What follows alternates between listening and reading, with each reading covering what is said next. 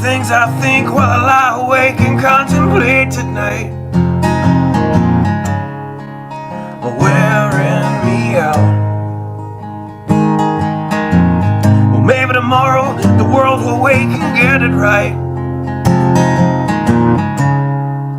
but I have my doubts, yeah.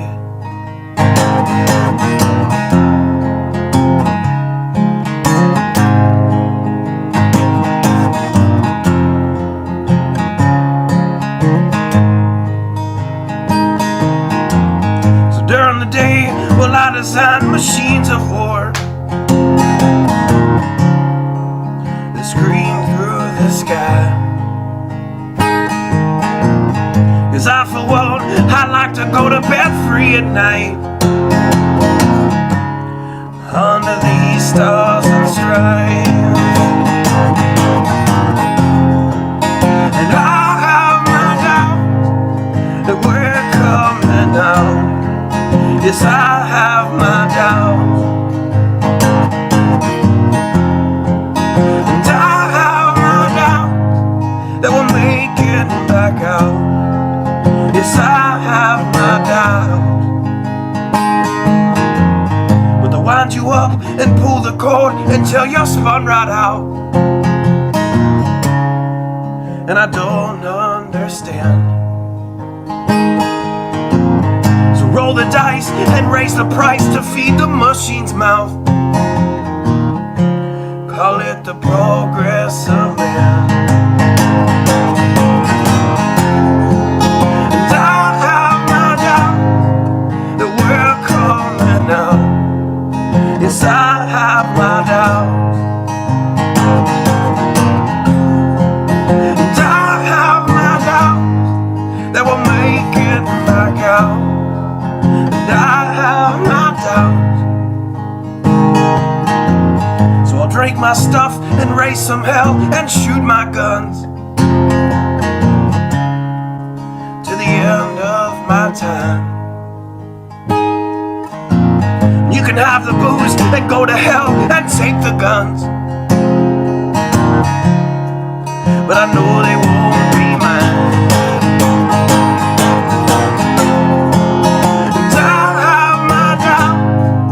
That we're coming out.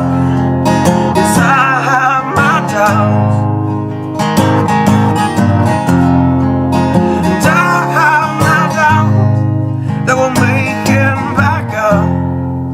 Yes, I have my doubts. So we're all messed up and out of touch. Let's text someone who's in the other room. So don't wonder why we don't say hi or know anyone. I might as well move to the moon. So maybe I'm wrong. Well, I hope that I'm wrong. So maybe I'm wrong. Well, I hope that I'm wrong.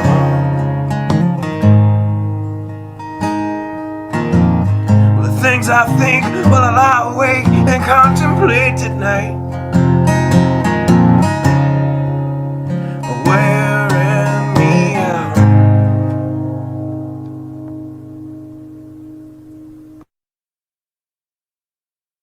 Good afternoon. Sorry for the confusion on the start time.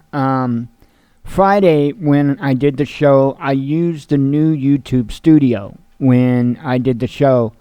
And so today, I'm back using the old one because I'm going to run it until the wheels fall off. I do not like that new one. It is a pain. It's just a nightmare to use. And so apparently I didn't notice that the time was set for, I'm assuming 6 my time, when I meant 4. So my apologies for that, as well as absenteeism yesterday. So it's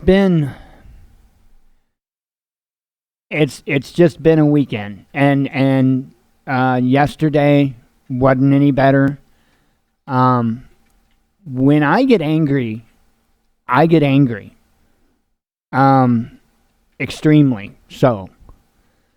And it didn't help yesterday when I had not one, but 2 shirts that I made a mistake on for Prepper Nurse 1. I'm extremely hard on myself. And for that kind of waste, yeah, I was not a happy camper. But that's not why I was initially pissed off. Folks, I'm as straight of an arrow as you're ever going to find. If I tell you something, I mean it. 100%. One thing that will piss me off is if I have to say it time and time and time and time again. I will go through the roof. I will absolutely go through the roof. And of course, I'm the bad guy every time. I try to tell people that essentially I'm an asshole by nature, because of the things that I've been through in my life. And I have to consciously make an effort to be a kind person. It's not that I'm a bad guy. Don't get me wrong. I'm not a bad guy. I just had so many things throughout my life that I don't see a huge spark in humanity. My upbringing sucked massively. And then to realize when I'm in my 30s that I was conned the entire time by one of my parents, and I absolutely crapped all over the parent that I should have trusted, the parent that I should have followed, the parent that I should have listened to everything he said. And I did. But I rebelled. And so just that in itself is frustrating, and not just, the situation, but also at myself. And then to have a continued life of, our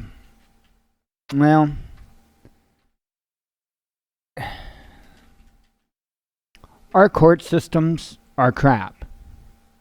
Period. And they have been weaponized. And in fact, the other day I had announced a new venture that I'm on, and I'm still on that venture. Worked on it some today. As I stated, it will be my most dangerous thing that I have ever done in my life. Without a doubt. Hands down. And, there's a lot riding on that. I got a lot of work to do on it yet. I don't mind showing you guys where I am at. But there's not much there. So bear with me. Let me get it up. Usually it's a little snappier than that. I don't know. There we go. So I got the, pardon me, I got the base, the background up. I've got the base of the site up. The forum is there, but there's nothing there yet. And you have to be logged in to see anything in the forum. My forum is going to be locked down tighter than a drum. But, of course, as I'd said before, the website is Operation Father's Rights. And it is just what it sounds.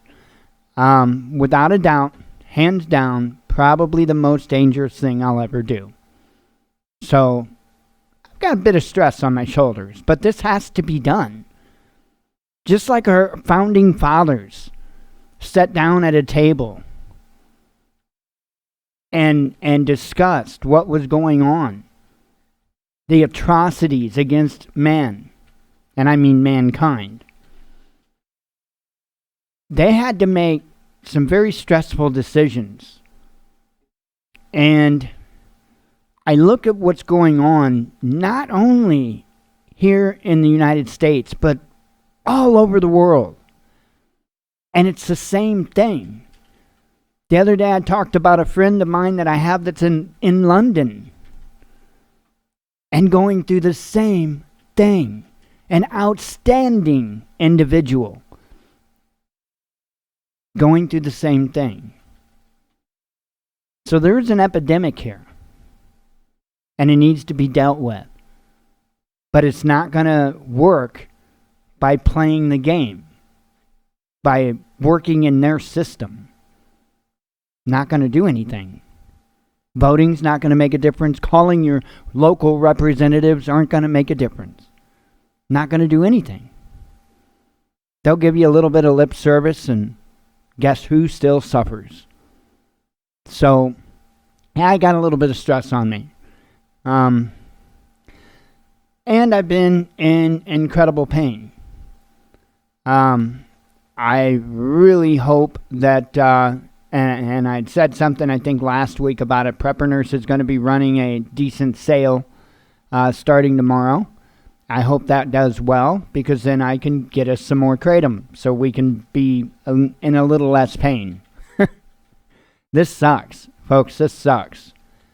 The other thing that had happened this past weekend that did a number on me is I decided to start an exercise regimen. And, I had this theory when I used to work on cars all the time. And I'd work on tuning it up, trying to get everything all tweaked out. And when I took it out for that test drive, my theory was either it'd blow or it'd go. Literally, I said that every time. Either it'd blow or it'd go. Well, that's probably not the right attitude to take against the human body. So Saturday, I walked 3 miles in 3 1-mile increments. So I walked 3 times 1 mile at a time. I believe Friday, did I do 1 or 2 miles Friday? Yeah, I think so too. So Friday I did 2 miles. And Saturday I did 3 miles. Sunday I did 2 miles. It was raining in the morning, so I didn't get the morning walk in. And it hurt. It hurt. I could barely move yesterday. So bear with me. I didn't walk yesterday. I didn't walk today. I plan to start walking again tomorrow. I may keep it down to 1 mile a day for maybe a week or two. And then I'll move up to 2 miles a day and eventually 3 and so on and so forth. So I've got to do this. I've got to do this. I either lay down and I die, or I get up and move and try to reverse some of this that's going on with my body. I just picked a hell of a time to do it when we ran out of Kratom. So that's pretty much what's going on. And I figured that I should probably explain why I didn't do the show yesterday. Again, I try to be as open and honest with everybody as I can. I'm a human being. I make mistakes, and at the same time, there are other times that I know that I'm not making a mistake. And when I get challenged in them times, I get upset. Plain and simple. Folks, nobody should question your own authority over your own life. Plain and simple. Plain and simple. Don't ever allow anybody to do that. Shut them down. I'll tell you what, some of the worst decisions of my life have been made by others. Remember that. So, anyway, talk a little bit about the news today. I was shocked. I'm still decoding it. I don't think it's really hard to decode, though. Bolton had decided sometime last night, or not Bolton, but Trump had decided sometime last night to fire Bolton. He asked him to turn in his resignation today, in which Bolton did. That's a big move. That is an enormous move. And I had a feeling that Trump and Bolton were at odds with each other quite a bit.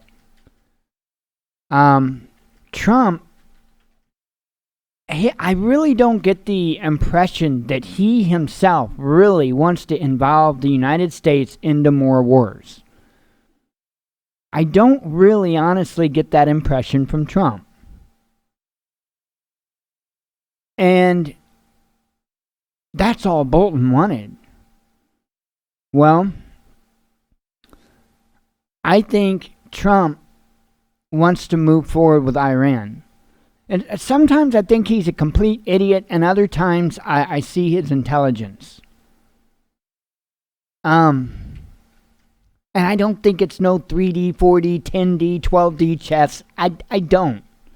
I don't buy into all that. But the decisions that were being made with Iran were huge mistakes. Huge mistakes. All they were doing was causing the situation to take steps backwards. Okay? Iran is not going to be beholden to us. They're not. And we should respect them as well as any other sovereign nation as a sovereign nation. The only people that you harm with sanctions and all the other types of diplomatic pressure is the people of the country. You cause suffrages. And that's not a good plan. That's how you build extremism. Right? Same as in Afghanistan and Iraq with all these killings of these civilians with drones and all of that. That's how you build terrorism. That's how you create these groups. Not necessarily create. CIA did that. But it's how you strengthen them. It's how you give them members. And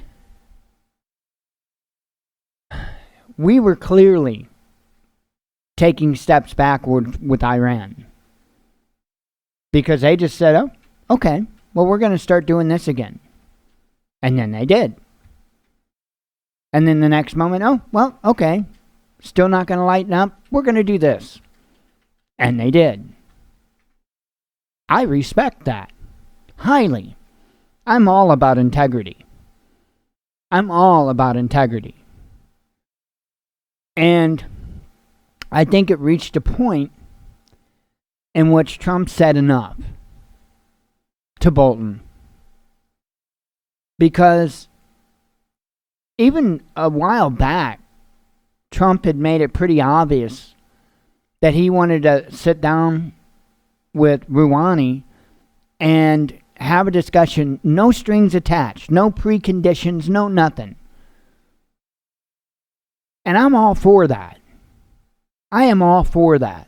You can't expect somebody to be willing to come down to come to the table with you and sit down and discuss something if you're already making your demands before you even sit down. I know what I would tell you. And I think Bolton was probably the biggest one getting in his way of achieving that. So we'll see what happens. Of course, we don't know who's going to replace him yet. Trump says that he'll discuss that next week. I can't remember the name of the interim National Defense Secretary. There is somebody that's there in the interim, though. Hopefully Pompeo's next. I hope. We've got to get these folks out. If we want to quote-unquote drain the swamp, we've got to get these folks out. Plain and simple. I don't want to see the United States continue in these wars, especially in the Middle East, because that spells disaster. It truly does.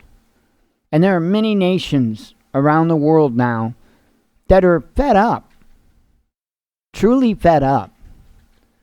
Because, of course, the truth has came out about so many of these different conflicts. Like, there was no weapons of mass destruction.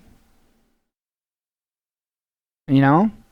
And how many families had to bury a loved one from these nations because their government sided with the United States and decided to insert troops alongside of the United States? How many of these families had to bury their loved ones over a lie?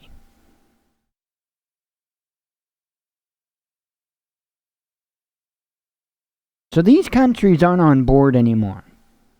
They're not. And if the United States keeps pushing, they're going to choose a side, but it ain't going to be ours.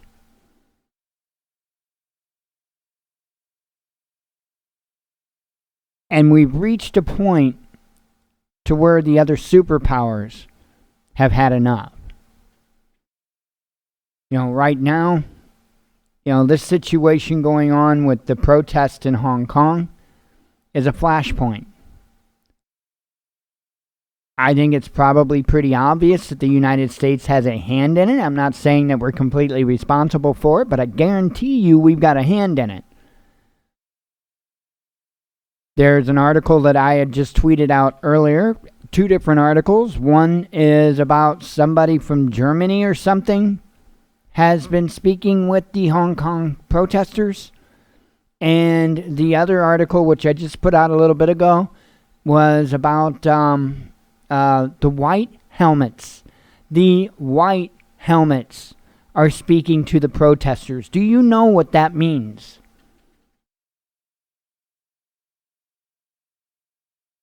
If the protesters decide to allow the white helmets in, there will be terrorist attacks in Hong Kong.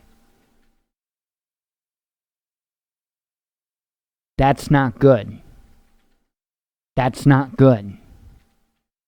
Now, with the connections between, say, the UK and the United States and others like Canada, with the white helmets, how do you think China is going to respond? I've said it a million times. Better be getting ready. Better be getting ready. And as time goes on and situations develop and I take another fresh look at things, because I try to do that as often as I can. I try to just mentally clear that slate and take a fresh, complete new look at the situation at hand. And as I do that, each and every time, I am even more reaffirmed that it's going to be a grid down situation, but that it's not necessarily going to be an EMP. I think it's most likely, going to be a cyber attack that takes down the grid. And believe me, these countries have the ability to do so. Not that hard. Not that hard. But the truth of the matter is, these countries don't want a world war. They don't. Who wants to bury countless amounts of their own people? Who in their right mind? It would take a psychopath to just openly be willing to do that. These countries, none of them want to fight. They don't. They want to live in peace the way they see fit. Now, that may not be right. Okay? The way the people are treated in Hong Kong and in China, in my opinion, that is not right. But that is for them to decide, and that is a battle for them to fight. And if they ask for our help, then we damn well go there and we help. But until then, we mind our own damn business. That's the way this nation was founded. And that's the way we need to get back to. Yes, I do believe the situation needs to change in Hong Kong and China as a whole. And yes, those people have started that battle, at least in Hong Kong. And yes, they've reached out for help.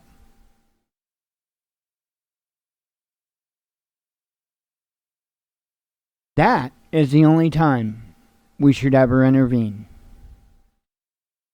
Or, of course, if we're directly attacked.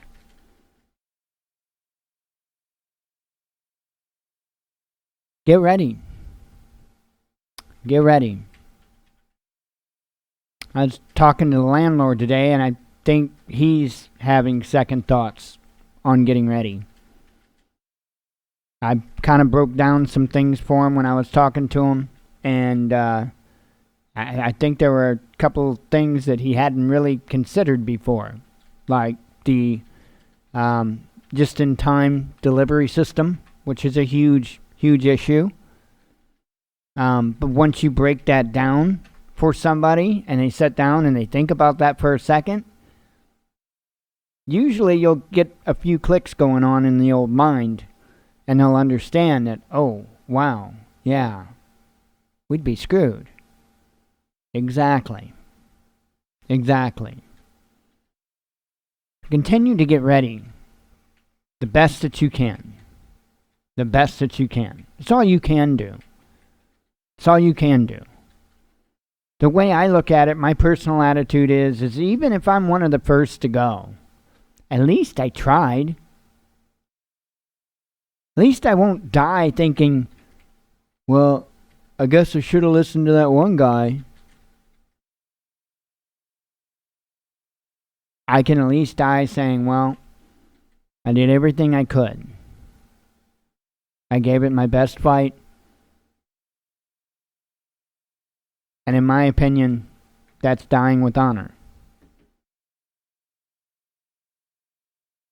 I've done enough dishonorable things throughout my life. That's one thing I want to do honorable, is die. So, I would highly recommend that everybody step back and take a fresh look at what's going on and prepare accordingly. I don't think that part of the equation is much different. Your preparations are going to pretty well be the same. But how quickly you get things done is going to make a huge difference. So, and I'm not going to sit here and give you a bullshit you can prep for $5 a month video, because that's about as much horse crap as I can spit out of my mouth. Can you? Well, yeah, of course. Is it feasible? Not even close. Not even close. But do what you can. You know, if that's all you can do, if all you can do is $5 a month, then you damn well do that $5 a month. And you die with honor.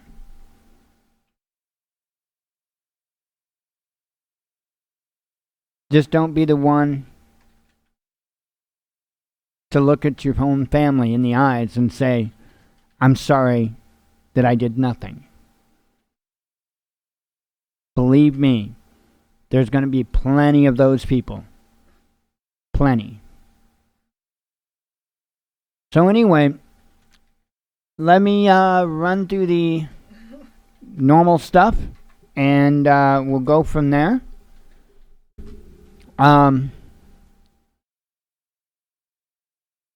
Let's see. Okay, Amazon affiliate. We are at 28.27.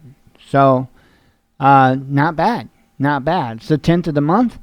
I would say that's not bad at all.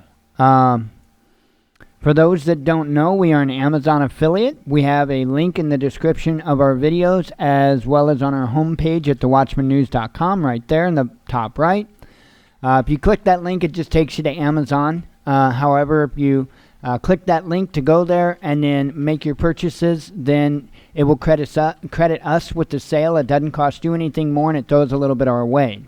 We also have a link for the Amazon store, and that is a page that we have set up on Amazon with several different categories and several items in those categories, and it's the same thing. If you purchase one of those items, it doesn't cost you anything more, and it throws a little bit our way.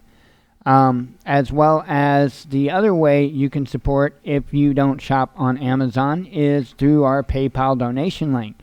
You can either go to thewatchmannews.com/donate, or you can just go to the homepage here at thewatchmannews.com, click on the donate link, just like that. I think there's a link in the description of the videos as well, and that will take you here to our PayPal donation page.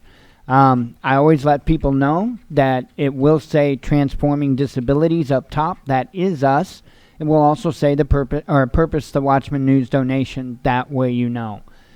Anyway, you don't have to have a PayPal account. You can do it as a guest with a debit or a credit card, and it is always appreciated. So you guys know where the money goes. I'm always straightforward with that, and that's just the way that I am. For me, even to be able to say this little spiel each and every day, I have to be completely straightforward with you guys. I have to. That's just the way I am. But that does. It helps us prep, and like I say, it helps us get items that we can review for you, and we try to make good decisions on those items, and try to find more inexpensive ways for you guys to get prepped as well, without the worry of winding up with an absolute piece of junk. Because hey, that happens to all of us. There's stuff that we bought that is crap. Our first water bladders that we bought, okay, right? Will they hold water? Yeah, they will. Will they hold up to any abuse at all? I don't think so. The bladders are so thin, I don't think they would do well. So, again, lesson learned. But we held out. We found a good deal on backpacks that came with, they didn't come with the bladders. No, they didn't come with the bladders. But we got a good deal on some backpacks, and we got some really good bladders for a pretty good price. And both the backpacks and the bladders are in that Amazon store, by the way. And they're the Quest backpacks and the Source Tactical water bladders. Absolutely excellent equipment.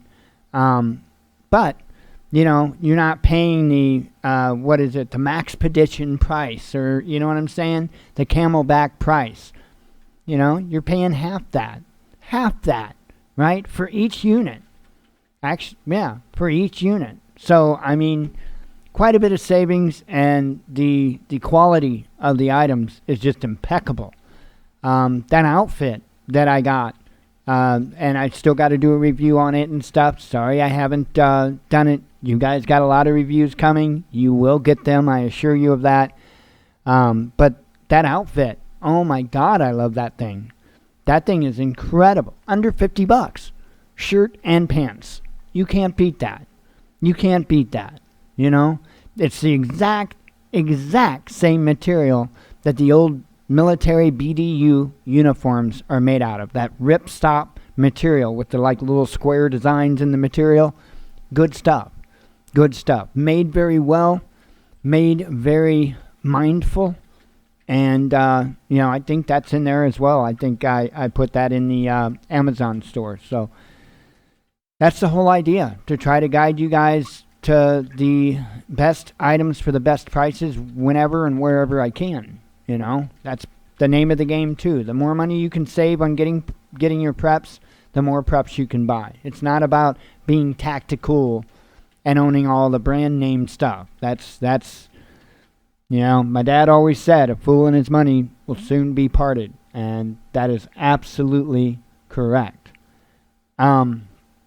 Anyway, let me get on with some headlines, and quite a bit of craziness. Now, these headlines are we're going to rewind all the way back till Friday night, okay? Because there's some very important stuff that even happened Friday night all the way up until just a little bit ago. So, let me have a sip of coffee here, and we shall make it go, Captain. Or make it so, I should say. Yeah, I've been watching Star Trek, and,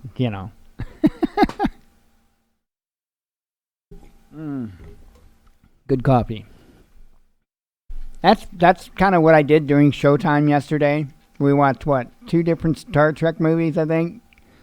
Yeah, so that's what I was doing while you guys were expecting the news. I was watching Star Trek. Okay. Only the ones with Picard in it, though. And I don't care for any other... Oops! I don't care for any other Star Trek. It's got to have Picard in it. Can't wait until that new series or whatever comes out next year, called Picard. So, looking forward to seeing that. Okay, I don't know if I shared this on Friday or not, but I'm going to share it again because it's important. Venezuela prosecutors probe opposition leader Juan Guaido for high treason. It's a big move. Big move. China slams Washington for abusing concept of national security in crusade against Huawei. Denmark to make military deployment to northeast Syria. That's a big deal. Let's see. India loses connection with moonlander during final descent. I think I actually did do these on Friday. Federal court tells Apple and Google to share data of over 10,000 GunScope app users. Now I know I did share these on Friday for sure. Sorry. Israel shells Hamas observation post in response to rocket fire from Gaza. Let's see. The latest China's August imports. Oh, this was from Sunday, I guess. Sunday.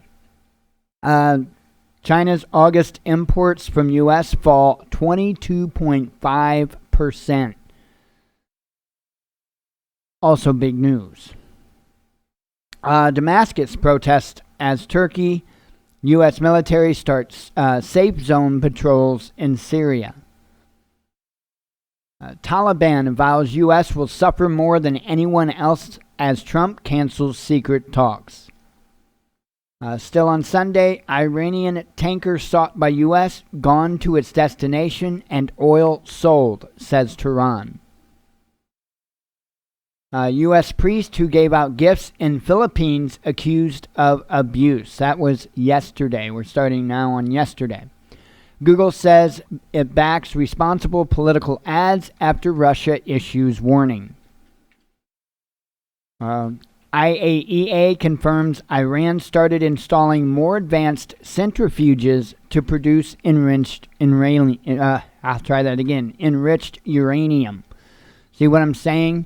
We were, as far as coming to an agreement, as far as, Iran, and I say this loosely, not becoming a nuclear armed country. I question whether they already are. We were just continually taking steps back. It made no sense to me. Let's see. Covfefe Power, JP Morgan invents new index to measure impact of Trump's tweets on markets. I actually got a chuckle out of that. Hezbollah downs another Israeli drone after vowing no tolerance to airspace violations. Now, Israel says that it just fell.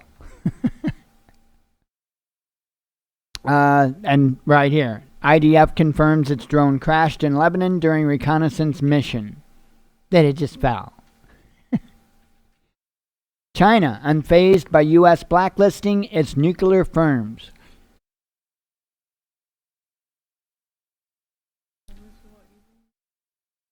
Hang on.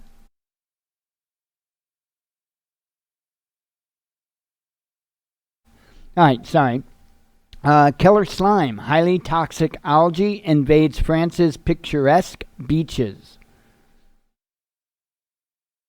The end is nigh. I'll leave it at that. No, the end is nigh. Scottish cops blasted for panic-inducing preparedness bag tweet.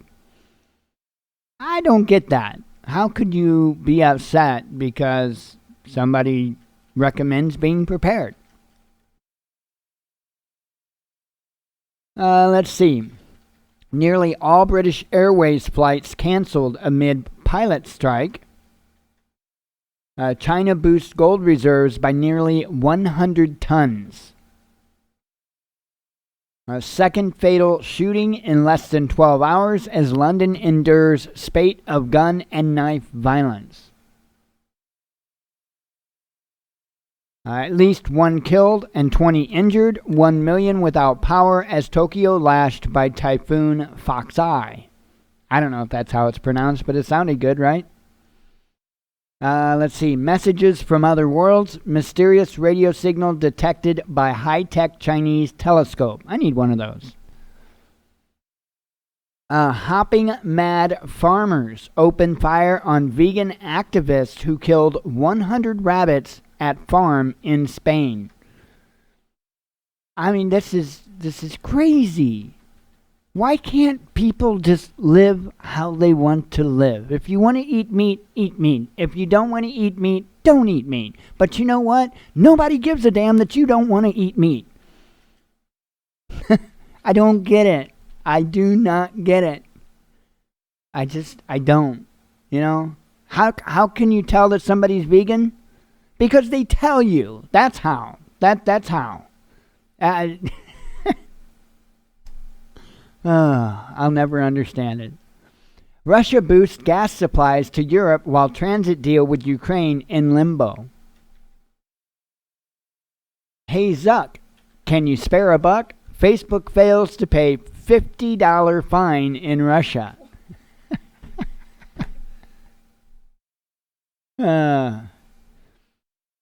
We refuse to be a normal country if it means U.S.-style bombings and invasions, Moscow tells the Pentagon. Instagram reported down worldwide, and this was yesterday, so. Several people shot in Dutch city of Dordrecht, and I'm sure I pronounced that one wrong. The latest, Trump says U.S. Taliban peace talks are dead. Crestwood man, this is near St. Louis. Crestwood man stabs neighbor's dog after it runs onto his yard, police say. Netanyahu claims Israel uncovered secret sites linked to Iran's nuclear program. Pence teamed up with Bolton to prevent secret Camp David talks with Iran.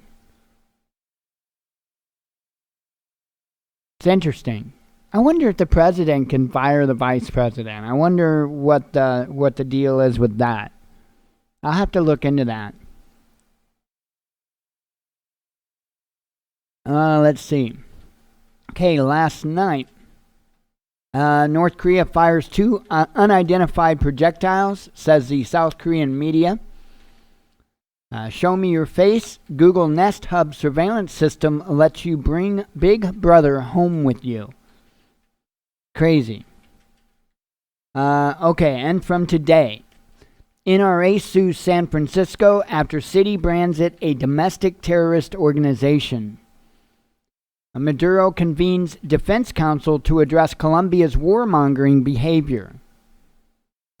Crack team of scientists discovers secret weapon to neutralize HIV by accident. Hey, I don't care how they do it. I'm just grateful they did it. Police bombarded with dozens of firebombs in Northern Ireland. Russia now has more assets than debt despite sanctions. Taliban threatens U.S. with jihad, seizes more land in Afghanistan after failed peace talks.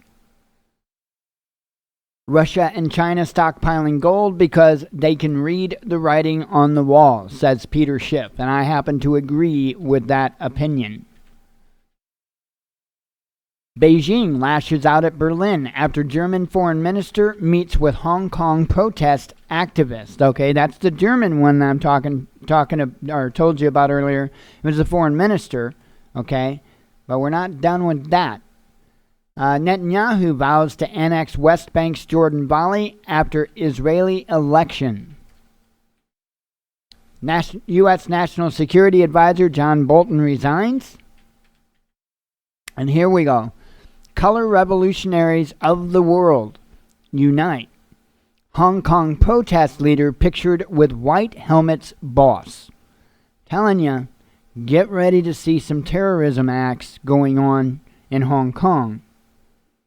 And if that starts and continues, who knows where that could lead. Not good news, though. Massive blaze as train carrying flammable liquid derails in Illinois. It's actually not real far from where we live, Dupo. I'm going to take a stab at, 30 to 40 minutes away, I think. Let's see. Trump issues executive order to allow U.S. Treasury to expand sanctions on terrorist leaders. And Pompeo says Trump could meet with Iranian President Rouhani at UN with no preconditions. See why I was talking about what I was earlier? I kind of think that's what the whole point was. We've got a couple of more things here that I should probably put out. I'll just read the headlines and then put them out as a video's playing. John Bolton, welcome to the hashtag resistance. Media, Democrats lament Trump firing national security hawk.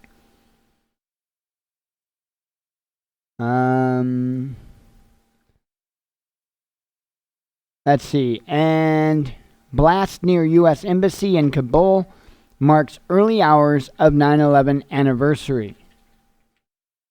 Okay. That is the headline. So, let me wrap up the monologue, and then I got a video that he had made public on YouTube today. That is an awesome video. It's back from July 4th, and I remember when he made the video, and absolutely incredible video. I'm so glad he put it on YouTube, and so we'll start out with that. But let's go ahead and close up the monologue. For those here for the live show, stick around. Don't go anywhere. Don't do anything. We'll be live until 8 p.m. Central Standard Time. For those here for the monologue, or if you're watching the recording later on, thank you very much. As always, God bless you. We love you, and be one with your spirit.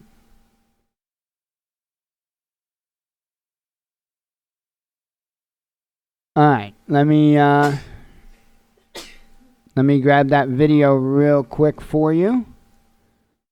It is from Survival Prepping for Normal People, and it is titled, "The Struggle is Real."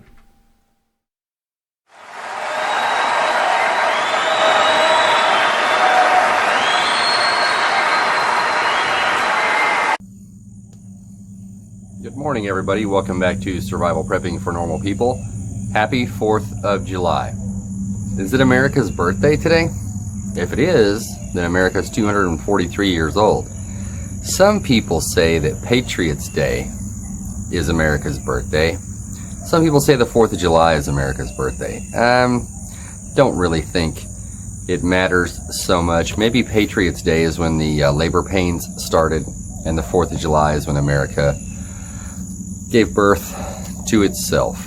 And the struggle began. And it's been a struggle ever since. You know, America wasn't founded by soldiers.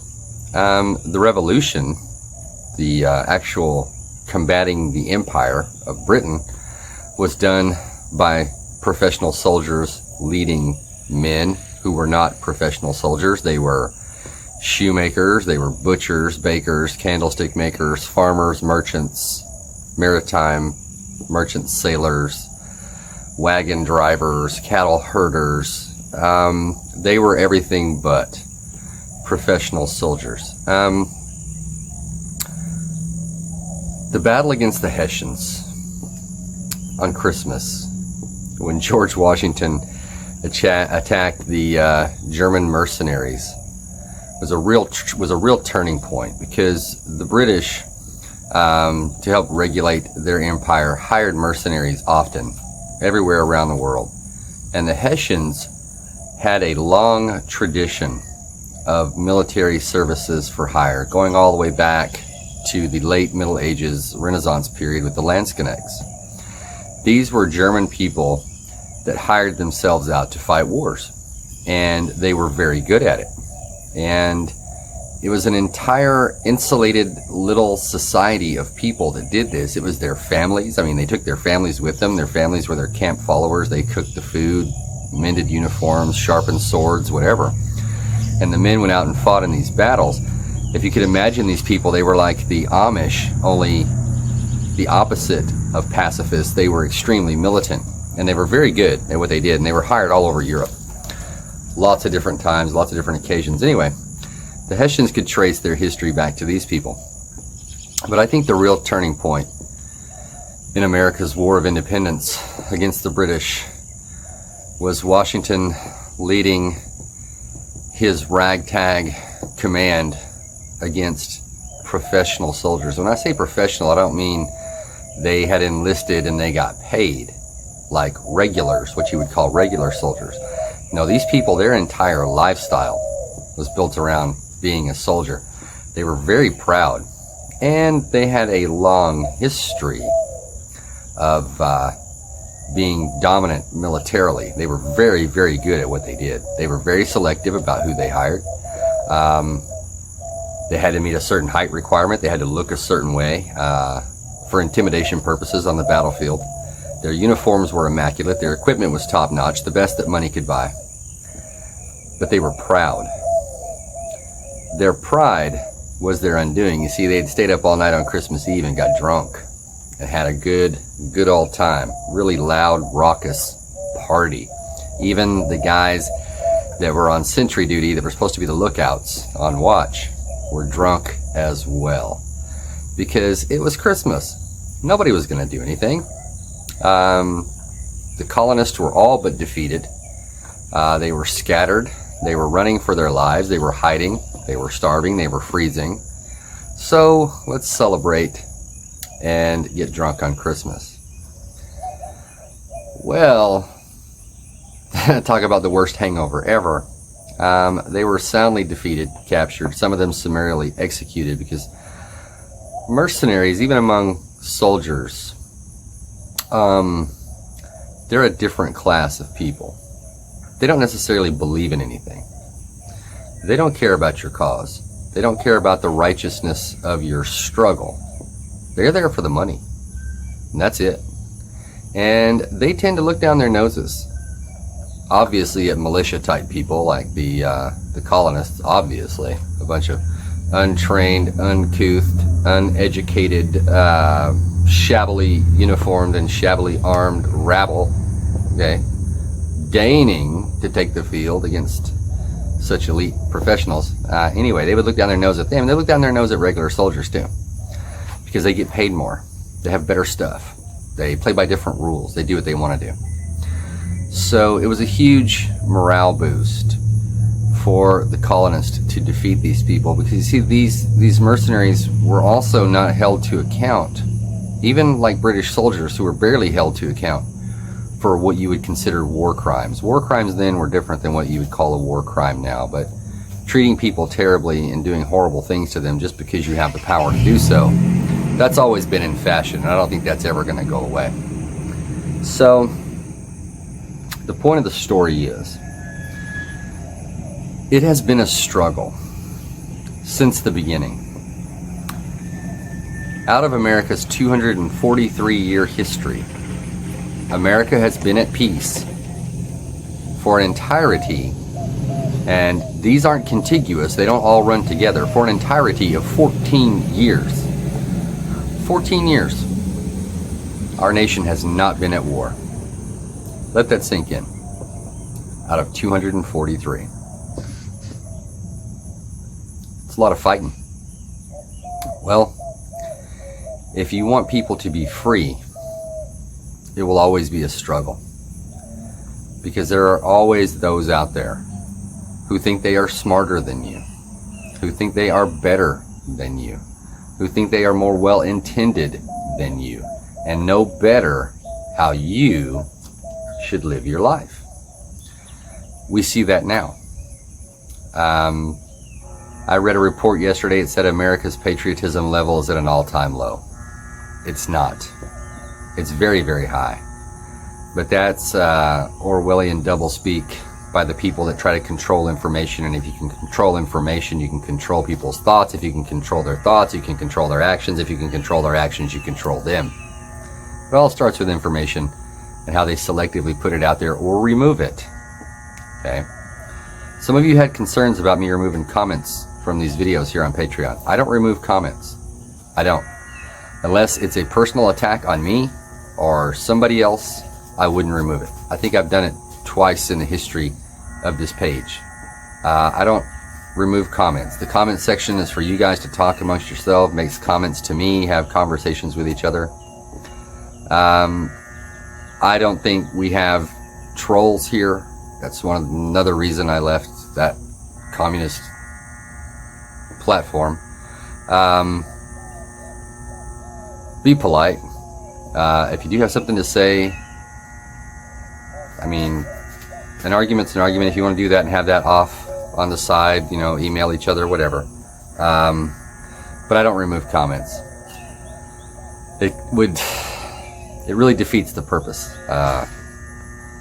Unless it's a personal attack. You can disagree with me, that's cool. I mean, that's obviously you're right. I'm not here to program 1,000 robots to think exactly like I do. That would really defeat the purpose of what I'm trying to do and interacting with you guys. But there are those out there who seek control. Whether it's for political purposes, economic purposes, and they're usually tied together. Sometimes for religious purposes. They think they're doing it from the goodness of their heart. I'm sure there are Islamists who think that they are saving people by chopping off their heads when they refuse to convert to Islam. I'm sure it's coming from the best place. I'm sure it is. Now, if you're in the line and you're next to get your head chopped off, you're not thinking that, right? But there are people who are born with a desire to control others. It gives them pleasure. It makes them feel good. Some people like to do high adrenaline, exciting, dangerous sports. It gives them a rush. Okay. Some people like attention. They run for public office. They had to be the prom queen. All these things. And there are people who are born thinking that it's cool to control others. We will always have these people amongst us. The danger is when they find themselves in parts of society where they can pull levers of power. Like a small few. If you took all the tech people and put them together, they'd probably fill up, the important ones, the ones who can really make things happen, they might fill up a basketball arena, okay, out of a country of 350 million. Do you see the immense power and control they have? For us to continue to be independent,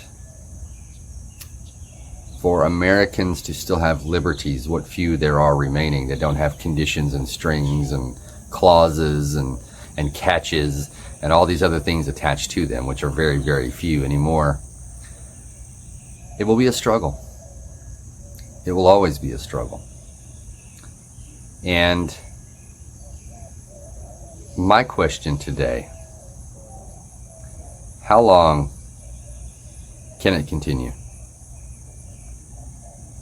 Who, as a people, can struggle so mightily against immense forces arrayed against them forever? Who can do it? If it's an attack from an enemy without, that's easier, if shouldn't say easy. It's easier because we can identify. We can team up. Because, hey, they're attacking us. We might argue amongst ourselves, but when they attack us, damn it, we all stand shoulder to shoulder and we push back. That's easier because your enemy is identifiable. Okay? When the attacks come from within, when it goes beyond arguing over ideas, when it goes beyond disputes over concepts and which direction things should go, that's a lot harder. I think it was Abraham Lincoln that said during the Civil War, some of his advisors had asked him about foreign intervention because the British were talking about joining the side of the Confederacy and other things. And he said he didn't fear a foreign invasion, even at America's weakest point during the war. He said you could take all the armies of Europe, Africa, and Asia, give them a Napoleon as their commander, and they would never drink from the Ohio River. If America was to be defeated, it would be from within. And so far, history has proven that he is right. No external enemy in the world, even all allied together. I mean, if they nuked us, they nuked us. I mean, everything's over at that point, right? So what good does it do you to take over territory that's an ash-strewn radioactive wasteland? It doesn't. So if they were going to take the place over and divvy it up amongst themselves, they couldn't do it conventionally. No, there's no way. No way. Not even the might of the entire world. Because Americans are very unique in a very peculiar way. We may fight amongst ourselves. We may argue. We may punch each other in the face. But when somebody else starts a problem with us, it's bad for them. And as soon as we deal with them, we're back to fighting with each other. That's how we do it. It's how we've always done it.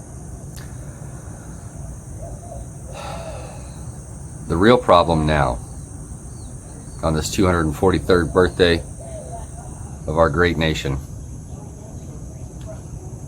is the gulf, the gap, the rift between ideas of what people think is the right direction for our great nation. Some would say, throw open the doors, throw open the treasury, and throw open your arms for everybody and everything. It's a very childish way to look at things. Just make every day Christmas. The more responsible adult-minded amongst us would say, well, somebody's got to pay for that. Somebody has to provide that. Somebody has to secure that. What's in it for me? You want me to give away everything to everybody else, yet I suffer so everybody else can have Christmas every day. And if you disagree with that, you're a bad person. Because who could be against Christmas every day? It becomes emotional. It becomes very personal. I fear it will become physical. Because once people stop talking, they start arguing. Once people stop arguing, they start fighting. Once people stop fighting, they start destroying.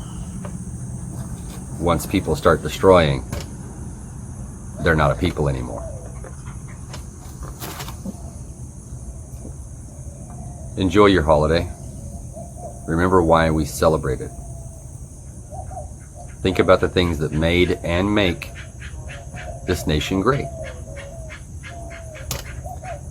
And I want to ask you, if you could change one thing about our country, one thing, if you were given a magical power, a genie came out of a red, white, and blue bottle and said, I will grant you one wish, one thing you can do to change the course of the history of your country, what would it be?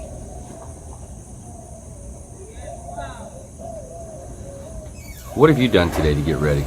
Enjoy some fireworks, be safe, have a hot dog, have a hamburger, look at a flag, and understand why we have it. And if you see any Hessians, kick them squarely in the nuts. Tell them I said so. I about died when I watched that video back on the 4th of July. Okay, let's see. Iraq veteran 8888 has a gun gripe, and I wanted to get this out on the very top of the show because it is an important gun gripe. This is gun gripe number 206. It's titled, House to Take Up Gun Confiscation. Welcome back, everybody. This is Eric here with Iraq veteran 8888 and Chad. Mr. Ronald McDonald here. Genie / Ronald McDonald. Shazam! What are you drinking? Water. Today we have another gun gripe episode for you. This is a very important episode, though. We need to get our serious thinking hats on here. Man. Actually, you need a hat, period. Because that hair, dude, I'm telling you. All right, anyway. It's in the middle of its growth pattern. I digress. All right, this is a GOA legislative update. We thought that we would sort of pass along something we found on GOA's website that's pretty pertinent. It's time sensitive, and we want to discuss it. We're going to get into a little bit of this as we go here. I definitely want to take a moment to thank the awesome folks at SDI for supporting Gun Gripe, supporting these videos so we can put these messages out to you guys. They got great gunsmithing programs, and we definitely thank them for supporting Gun Gripes and keeping us afloat in regards to these videos. And we definitely want to thank GOA as well. Eric has been great in terms of coming on the channel and having open discussions with us anytime we want, when we have time and he has time. It's great. And Jordan over there, thank you for helping push these things over our desks so that we know what's going on and everything. So also the organization as a whole, because they put out the legislative alerts that really matter. Yep. So I'm just going to leave it at that. Okay, so today's video is a GOA update, and the title of this article, which you'll be able to find in the description box below, House Democrats are pushing gun confiscation hard, and will the GOP compromise? Okay, so what this has to deal with is the House is having a legislative session, committee session, where they're going to be talking about, of course, dreaming up and scheming tons of ways to take your guns away, everything from a potential assault weapons ban to registration, confiscation, magazine ban, red flag laws. There's a ton of things in play here. And I'm going to just really summarize. I don't want to read directly from this article because you can go read it yourself.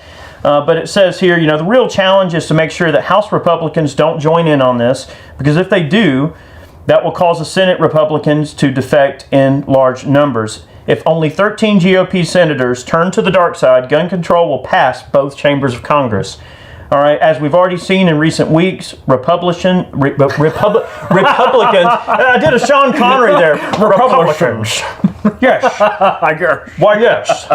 What we see here that Republicans, such as Dan Crenshaw of Texas, say that they might support such red flag laws. Sorry, guys. I had to get the Sean Connery on there.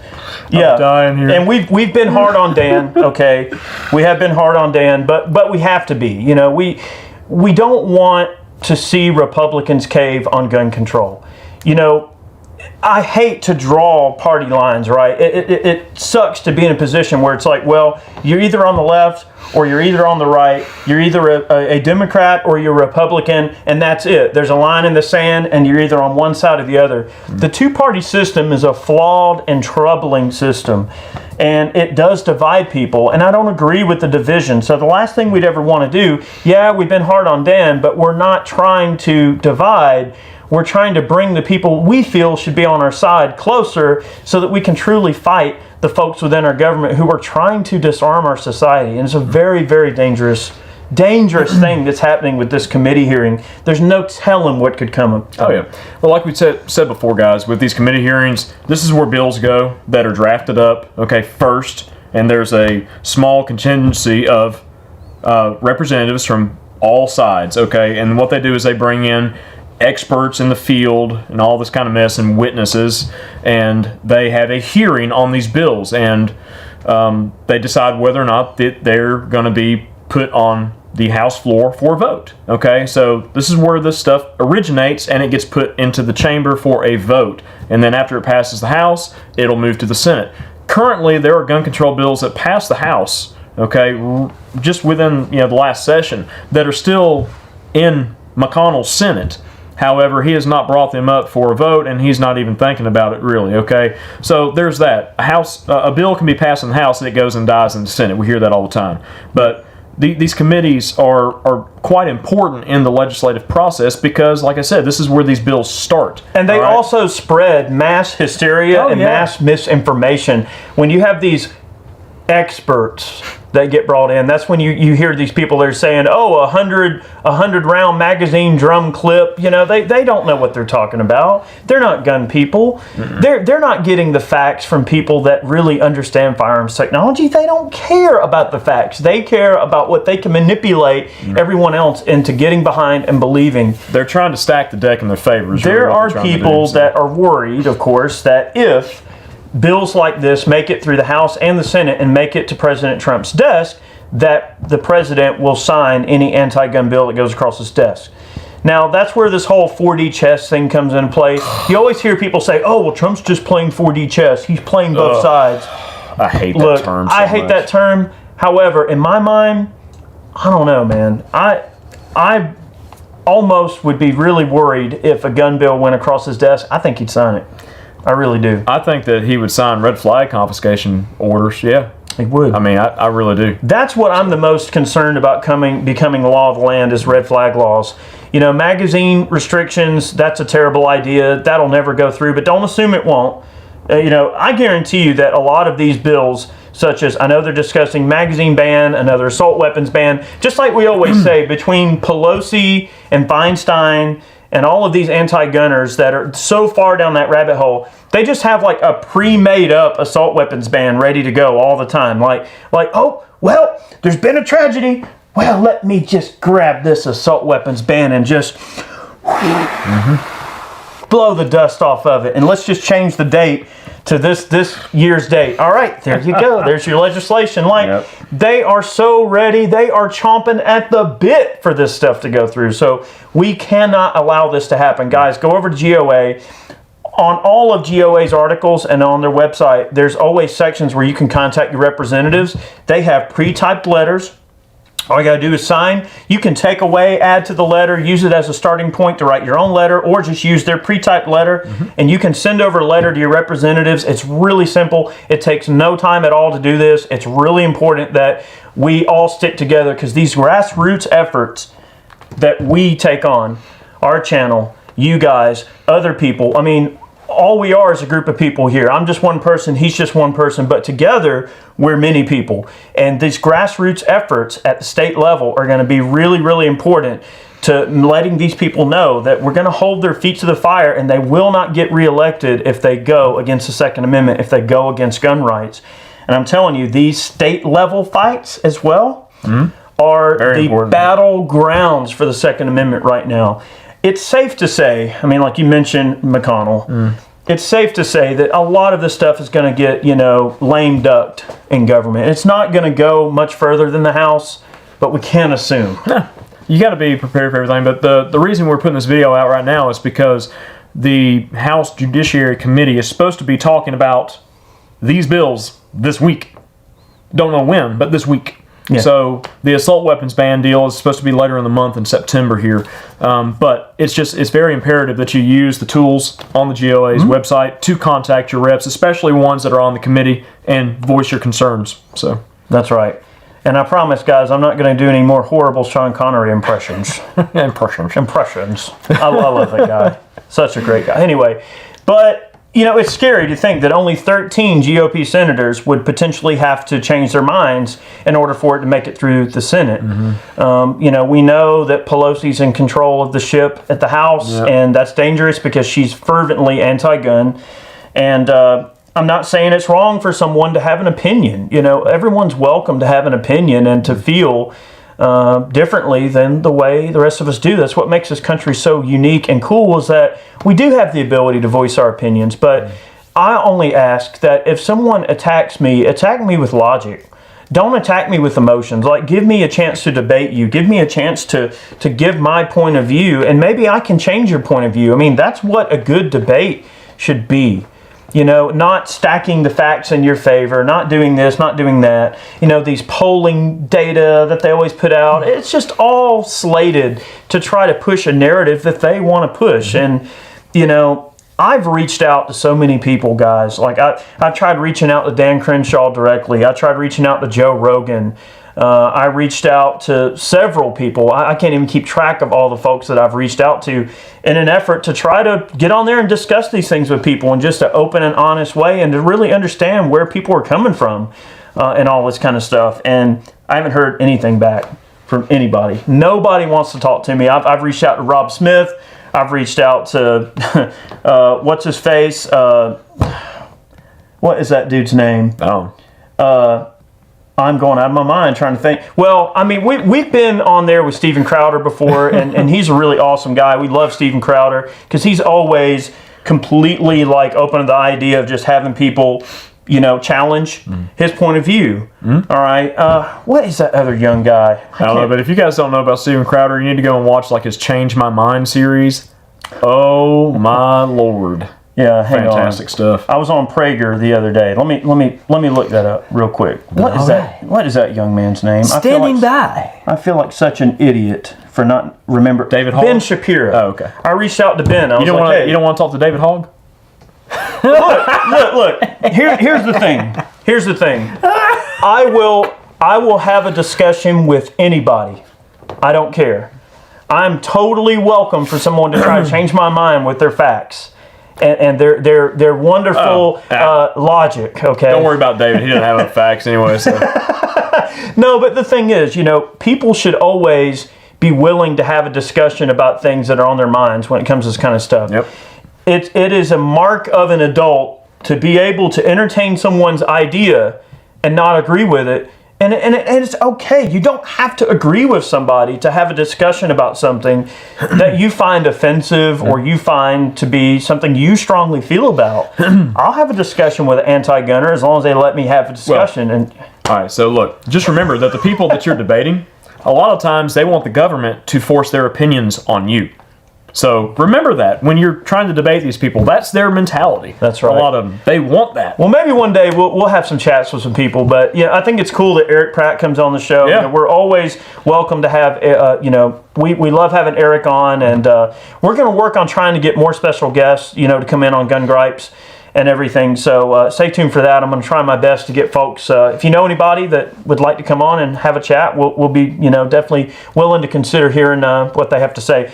So, guys, definitely go over to GOA's website. Make sure you check that link in the description box and that you do the call to action. It doesn't take a lot of your time. It doesn't even cost you any money. You don't have to donate to GOA in order to be able to use that particular function on their website. So, thank you guys so very much for watching. We hope you enjoyed today's video. We were having a little bit of fun there. You know, hopefully not too lighthearted, but Eric has fun every day with my head of cabbage here.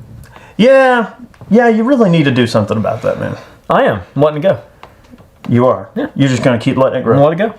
You know, all right, so did you guys ever watch Jackass and you see like the early stuff with Johnny Knoxville and Steve-O and all, and they would run up to each other with a pair of clippers and go and buzz off like a big section of their hair, and they'd end up having like a reverse mohawk. So of course, what are you going to do? You're going to, well, let me shave it the rest of the way off. I'm going to do that to him one day. I'm going to film it. I'm just going to be like, hey, Chad, what's that? And he's going to go, huh? I'm going to go, rrr.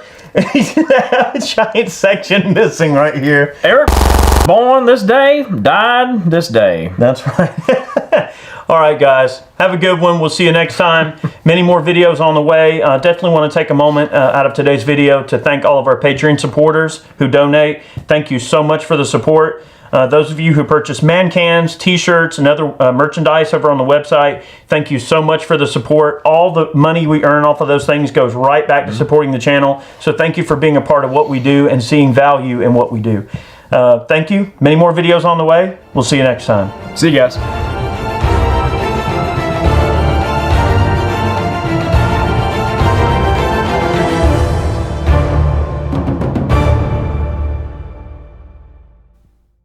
Alrighty. Let's see.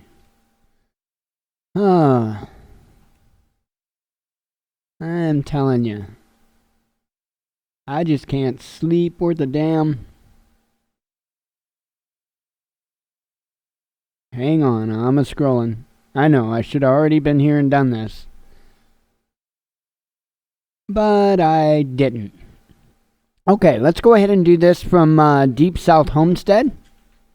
He's got a video titled, I'm Struggling. I feel your pain. Hello everybody, this is Danny from Deep South Homestead, back on porch time today. It's hot, guys. It's very hot. We have not been out of the triple digit heat indexes now for a long time. I shot a video on Patreon the other day talking about what I think was wrong with our garden and the temperatures that we've had. This is day number 89 today, since May the 20th, 89 days from that point. Now, not every day, but 89 days from May the 20th. You count the days and you'll see I have recorded in my journal heat indexes over the triple digits. I mean, most have been from 107 to 126 in that area. And today is no different. Today at 10:30 this morning, the heat index was already 118 at 10:30 this morning, and we can't work in that. There's no way at our age we can get out and do anything. I'm sitting here looking at my peppers. We mentioned that before. We water them every day. They're drooped down, look like they're just dead, sitting there. The leaves are all shriveled up, just hanging straight down. We've lost all of our corn, like I talked about before. All the okra's gone. Everything's just burning up. And guys, I'm struggling. I'm not going to lie to you. I'm struggling in this heat. Wanda and I we're not even considering a garden right now. We have butter peas still growing in the front. That's doing okay. We're picking on them some. Not like what we should be, but we are picking a few off of them here and there. The okra finally all died this about 3 days ago. All the okra finally died from the heat. And there's nothing left. We have peanuts that we need to finish digging. We have sweet potatoes that we need to be digging, but we can't. The heat is so bad we can't get out here in the heat and get it done. So they're just having to sit. So we're struggling with our garden this year. And not only that, we're struggling in lots of areas. I've tried to shoot this video here for 3 solid days. And every time I would try to do it, I couldn't get peace. I can't get peace about what to do today's video on. I mean, we've talked about food shortages. We've talked about the decline of food. We've talked about the solar minimum. We've talked about what's climate change is going on. The grand solar minimum, all these kinds of things. World events. God, there's only so much I can say about that stuff. It is what it is. We know it's going to happen. I mean, there's no doubt it's going to happen. It is already happening. The fact that we're dealing with this heat anomaly right now is just another factor. And I looked into the future forecasts. We're talking about another 10 to 15 days of this. We may get a slight break, a little bit, maybe get down to it may get into the 80s, but the high 80s for like 2 days. But when you get a humidity at 99% and the dew point's at like 80%, it don't matter if it's 88 degrees or not. The heat index is still well over 100 degrees, and Wanda and I at our age just can't function in this. And so every time I go to shoot these videos and I can't get peace about what I need to talk about, I'll tell Wanda, I said, well, take the camera and just go to the cabin, and maybe God will give me something when I get there. And I get here and I go to sit out here on the porch, and it's so hot that literally I just can't sit here. I have to be where a fan can blow on me or something. And right now, it is, if I could show you my watch, it is 5:25 in the evening. The heat index is 104 degrees right now at 5:25. Now, this is one of the better evenings. On a positive note, I just got back from the hospital. Wanda and I have 2 twin grandbabies that were born today. We've been at the hospital all day. The babies were good and healthy. The mama seems like she's doing well, which is Wanda's daughter. We have 2 new grandbabies now, twin girls. We're happy about that. We left the hospital where they were at. It was 71 degrees. We drove home. It was 20 degrees hotter when we got here. And the heat index is just out of this world. You know, that's the difference, you know. So we're not only struggling with that, we're struggling with the garden, we're struggling with trying to get a topic for today. You know, we're struggling with the heat. We're struggling with lots of things right now, guys. And you know what? It's not uncommon. In life, we're never promised that things are going to go well for us. As a matter of fact, if you go back and look at the book of Job in the Bible, Job talks about a fire sitting there burning. And if you've ever burned a bonfire at night and you throw a log on it and you see all the embers fly up in the air, Job makes reference to that in the book of Job. He says that man's troubles are as the sparks of a fire that fly upward. In other words, you throw a log into that fire and you see all them embers flying up into the air. Job said that's the way man's troubles are. They're too many to number. They're constantly, there's just lots of them, you know. And that is the way life is for us here. And we have to understand that that's the way life is. I struggle with where I live at here now because of the neighbors I have.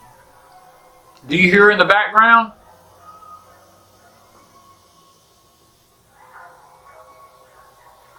There's never peace. We have to listen to these aggravating, barking dogs all the time. We're trying to shoot videos. We just want peace. We just want to be able to sit on the porch and enjoy the environment around us. And this is what we hear constantly.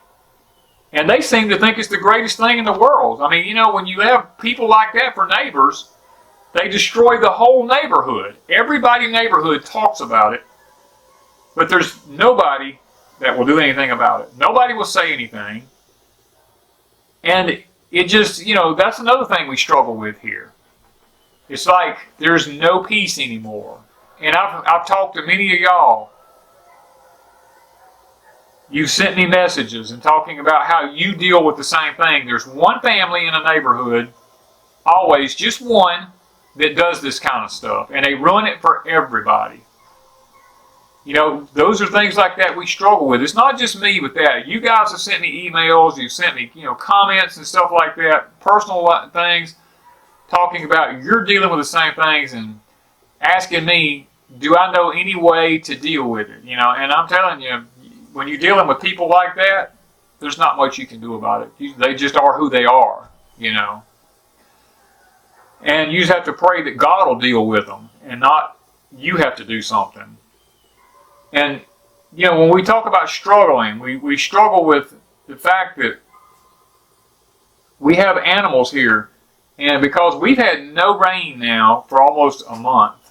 And I look back at my grass is all drying up. It's all dying out here. We tried to get hay here a while back. We couldn't get any hay. Well, finally, this company got some hay in.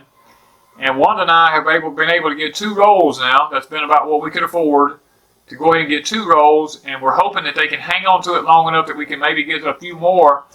Because we looked and there was trucks coming out of there with, you know, rolls on them everywhere. Everybody's getting it.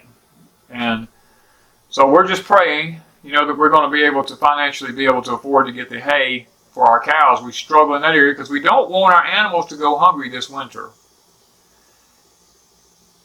And, you know, we looked at the Farmer's Almanac.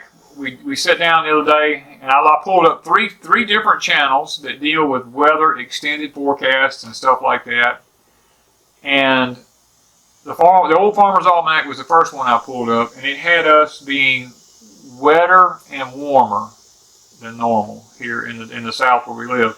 Now that can be a positive thing and that can be a negative thing. The positive fact is we will be able to continue to if it cools off and we get out of these 100-degree heat indexes, we'll be able to grow a few things this winter. The negative side of it is that it's going to be continue to be warm, and we're not going to have enough cold to kill off any kind of insects that may be, and we're not going to get the proper freeze time that we need on our apple trees, our peach trees, and all this kind of stuff, which means that next year's fruit harvest will be bad. This year's was horrible. Next year will be even worse for us because it'll be wetter and warmer. Now, all three that I looked at Farmer's Almanac, MBGC Combo, I looked at his, and there was one more, it's just slipping my mind right at the moment. I looked at theirs, it showed basically, there's some slight differences, but basically the same thing. And we were really hoping for a little bit cooler temperatures this fall and this winter to be able to stave off some of the insect problems, plus be able to give our trees a proper chill time that they need to bear fruit for next year. And I'm sitting here, we're trying to build a cabin, and when you have temperatures, when you get up in the morning and you walk out the door, my house over there is air conditioned. We leave it set at about 78 degrees. And you open the door to go out of the house, and as soon as you open the door, when you have something in the oven and you're baking it, and you open the door on the oven and that heat just hits you in the face from like a 350 degree oven, that's what we face every time we walk out the door of our house in the mornings now. When we open the door, it's like that heat just hits you right in the face. And we come over and we try to work on the cabin as much as we can, and we usually make it till around 8, 9 o'clock sometimes. I have made it to 10 if I'm working inside with a fan blowing and a generator running. And then it's just too much. We got to go to the house, and we end up staying inside until, well, like now it's 5:30 in the evening. And we come out, and usually at 5:30 it's still in the triple-digit heat indexes, and we just have to go back in and wait till maybe 30 minutes before dark. We come out and it's dropped down to the high 90s.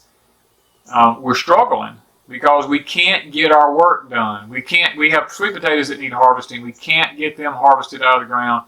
We have peanuts we need to get harvested. We need to get soil amenities done. We need to get lime in some of our gardens. Some of it needs potash. Some of it needs some nitrogen. There's certain things that we need to get done.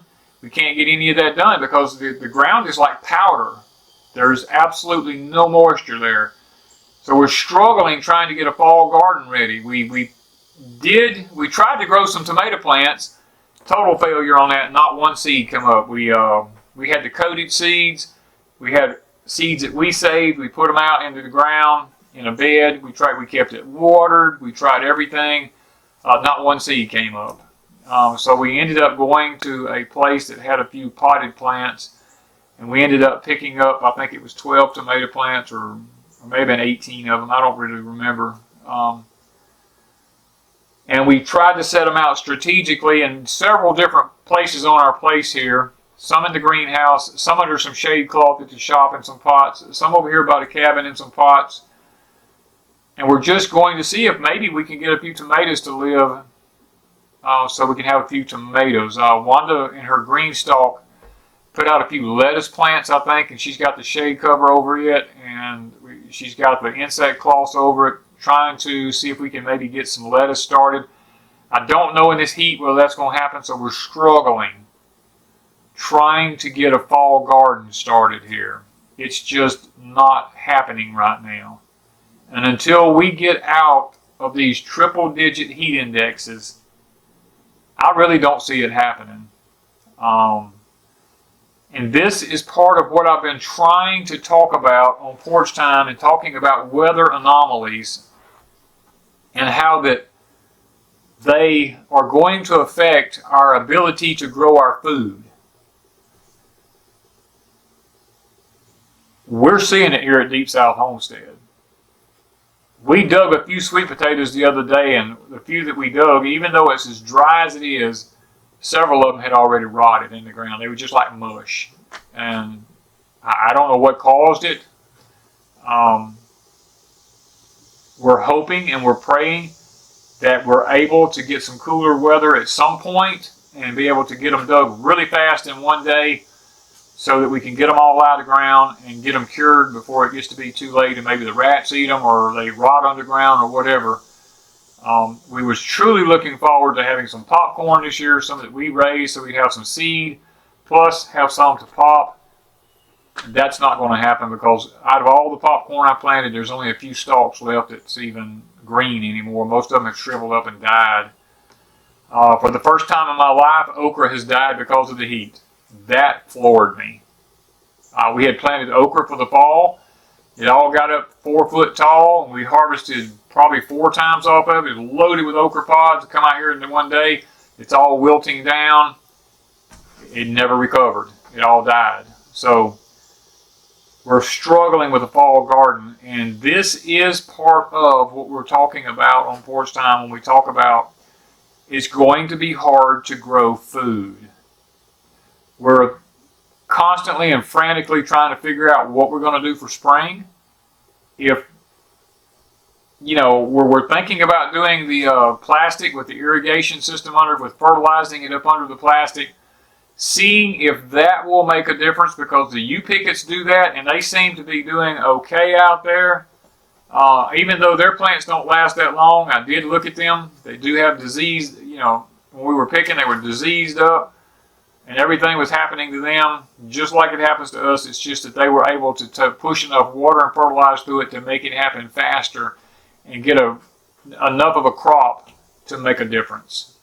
So we're going to be trying to get that done. We're struggling here with our health. It's in this kind of heat, we just can't stand it. And a lot of y'all are younger, and I look and I do see the younger people out still going, still working, doing some things. And I can remember back when I was young, it didn't seem like the heat really bothered me that bad. But when you get older like we are, the heat does take its toll on you. And that's one thing that we have to think about when we start talking about food for the future. As we get older and we go into these weather anomalies like we're talking about here, guys, it's going to be a struggle. It's a struggle not only just to grow stuff, it's a struggle financially. Because you go to the stores. Wanda and I went to the store the other day just to look and see what's going on. We needed a couple little staple things there that we can't raise here, or paper products, and we walked down the aisles just to look, and everything is shrunk into small containers now. The price is still up high, but you're not getting near as much in anything. I mean, it seemed like everything that we looked at, we used to buy a long time ago, was just like half the size and twice the price.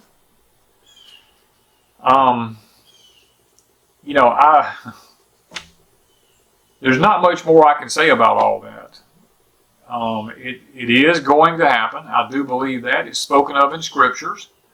So therefore I do believe it. I'm not going to question it. I could continue to talk about it, but I don't know how much good it would do to continue on that path, because it would just seem like I'm sitting here doing nothing but repeating myself. Now, I can talk about when something I know happens, I can talk about that, and I can relate it to one of those issues.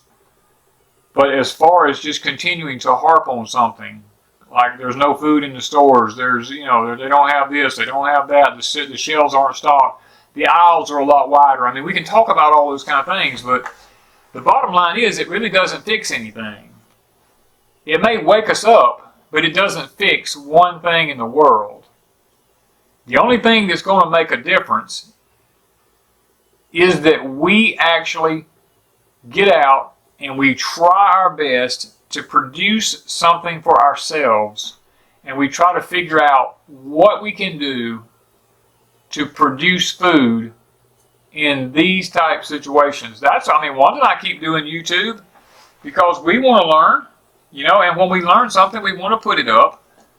This year has not been the best year for us here at Deep South Homestead. Even though we've harvested a lot of food, we've had to put in twice the effort and got half the food. and we have twice the weeds. So it's kind of a difficult situation. It's a struggle. The only thing that I can say right now that has really been a bumper crop for us and has really done good this year has been the butter peas. They're blooming again now. Look like if we could get some rain, they would just Cadillac and probably put on another crop before fall. These peppers that's out here in the bucket, even though they're wilted down right now, looks like they're going to completely die because all the leaves are just in a downward motion. And we water them every day. They just can't take this heat. Today was 118 at one point. I looked, was a heat index. Those plants have produced enough peppers to supply us for an entire year plus more. Even though we went to the U-pick thinking we wasn't going to have any peppers because up front in the spring, nothing would grow here. We grabbed the peppers and the tomatoes and stuff because our tomatoes was a flop this year. We harvested some, but it wasn't any. We wanted to make salsa, so we got onions and peppers and tomatoes and stuff like that from the U-pick so we could make our salsa all at once. These peppers finally, about August, started kicking in. For some strange reason, they started growing, and they have just produced and produced and produced. Every other day, we're picking 2 to 3 gallons of peppers every other day, putting them in the freezer, dehydrating, doing all kinds of things with them. So that and the butter peas has been the two things this year so far that's done well. We're going to dig our peanuts up, and if they do okay, then we'll be able to say that the peanuts did good. And we won't know about the sweet potatoes until we've dug them. Now, we know we planted we put out close to 800 draws this year. And we only ended up, we've counted back and what we've got, we only ended up with about 250 to 300 that actually lived. Because the weather just kept killing them. The heat we would get them up and get them going, and the heat would just kill them. We were experimenting with some up here under black plastic to see how they will do. They seem to be doing okay right now. That may be something that we have to do in the future if we're going to have really good sweet potatoes. The peppers in the pots have really worked well this year. We just need to figure out and move them back, maybe get under a little bit more shade. We may have to move them from where they are because they're getting too much sun in this kind of heat. They need a little more shade. I'm thinking they will do a little bit better. Or perhaps we may have to just build a system over them and put shade cloths over them to right where they're at to block the sun off of them. But guys, I know I'm not speaking of just me because you guys have sent me a lot of emails. You've sent me a lot of messages and letters. We get a lot of letters, believe it or not. People like to just sit down and write a letter talking about the struggles that you're facing. And Danny, can I do something? What's going on? Why is this happening to me? Well, guys, over on Patreon, I have a video. I talk about my journal and how I've recorded stuff over the years. And looking back at that journal, I think I kind of figured out why we're having a lot of problems with our gardens. And guys, just to let you know, it's not just you. We're facing the same thing. We're all in this together. This is not something that we're isolated with. This is something that we're all in this together, and we need to all try to figure this thing out together. I don't have a greenhouse. Well, I do have a greenhouse on the back of my shop, but I don't have a huge greenhouse. I don't have one that I can drive a tractor in or anything like that. Mine's relatively small. It's 10 feet wide, 20 feet long, and I can't use it in the summertime because it just gets too hot because it's not climate controlled. I can only let so much air in and so much air out, and it just doesn't work. But I don't have land level enough here because everything we have here is on a hillside. I don't have a place level enough to put in a big open greenhouse, one that's big enough to actually grow a lot of food in.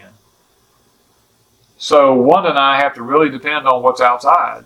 We can grow things under. We have some shade cloths up in some different places, growing some things under the shade cloths, and they're doing. Some does okay, some don't. You know, you got to figure. It's all about figuring out what percentage of shade you need in the shade cloth. We've tried the 80%. It works for some things. We've tried 40%. It works for some things. And guys, it's just a battle. It's a struggle trying to figure out what grows where in this kind of weather. So you're not alone. I just wanted to let you know that. We're facing the same thing, and when we watch us, subscribe to our channel, and I think and hit the notification button so that when we are doing a video, you'll be notified instantly. You'll be subscribed to us, and when we figure out something, we'll definitely put it on YouTube because we are reading your comments. I'm reading what you all are facing. I'm reading your emails. I'm reading your letters. I'm looking at what your solutions are, where you live at. And I'm trying to implement some of them things into here to see if they will work here. Now, if the Lord's willing and we're able to, next year we'll be doing a little bit of different type and style of gardening to see if it will actually help us to produce more of a quantity of food than we have been this year. Going into this cycles that we're going into with the weather like it is, it's starting to concern me. I've never had failures with crops like I'm having now. I've always had some struggles, but I've never had the kind of struggles that I'm having this year. So stay with us, guys. We're not trying to just harp on any one particular subject, you know. Do I believe there's issues going on? Yes. Today, I saw my first chemtrail in 3 weeks. The skies have been crystal blue, no clouds anywhere. For 3 weeks now, we've just been blistering in this heat. And today, I saw my first chemtrails, and the town where we went, way away from here, for my stepdaughter, Wanda's daughter, to have her twins, it was cloudy and it rained. So I don't know if they're only doing it where it's raining at and they're just doing it above the rain clouds. I don't know. But I know now we have not had any here. So I don't know what to say at this point, guys. It's just come to a point where we're struggling. And I have already told Wanda this. I knew at some point we would reach this point. I just really figured it would be another year or two down the road. I really didn't figure it would be right now. So hang in there with me. Continue to watch us. And let's just see if we can't figure this thing out together. And plus, I got to go get under some AC and see if I can't get cooled off, guys. So guys, thank you all for watching, and thank you from Deep South Homestead. Alrighty, let's see. Now I gotta find my window back. I had another window open and I don't see it open now. So, there it is. Okay. Let's see. Alright, next we're gonna do one from the infamous Wolfgang. It's simply titled Honey.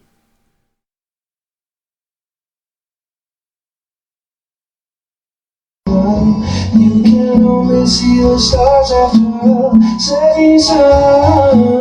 You run for the money. You don't even know if I want to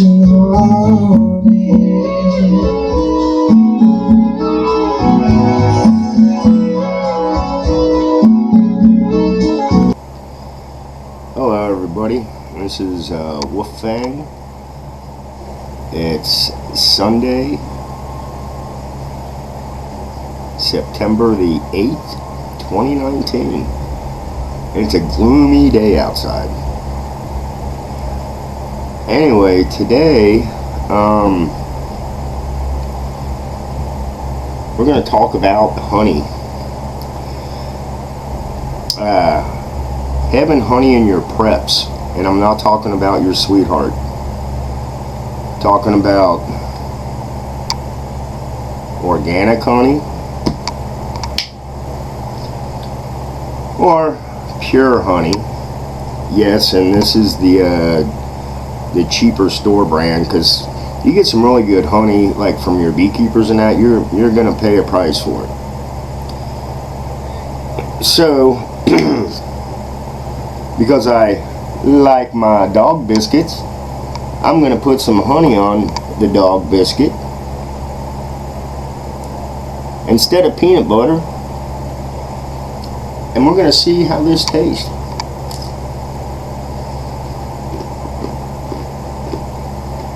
Wow, that's pretty good.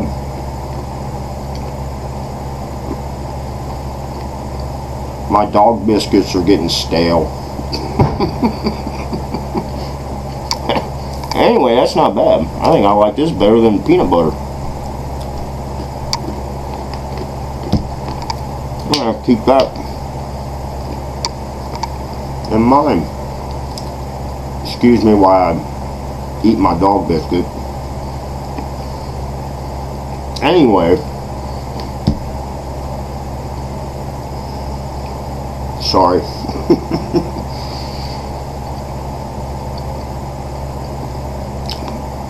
There's a lot of good nutrition.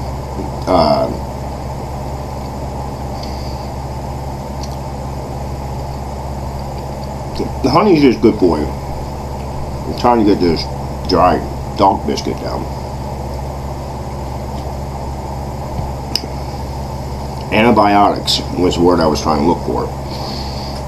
Honey has a lot more uses to it than I realized. I mean, if you buy, if you buy your local honey, okay, and you take a teaspoon of honey every day, your local honey,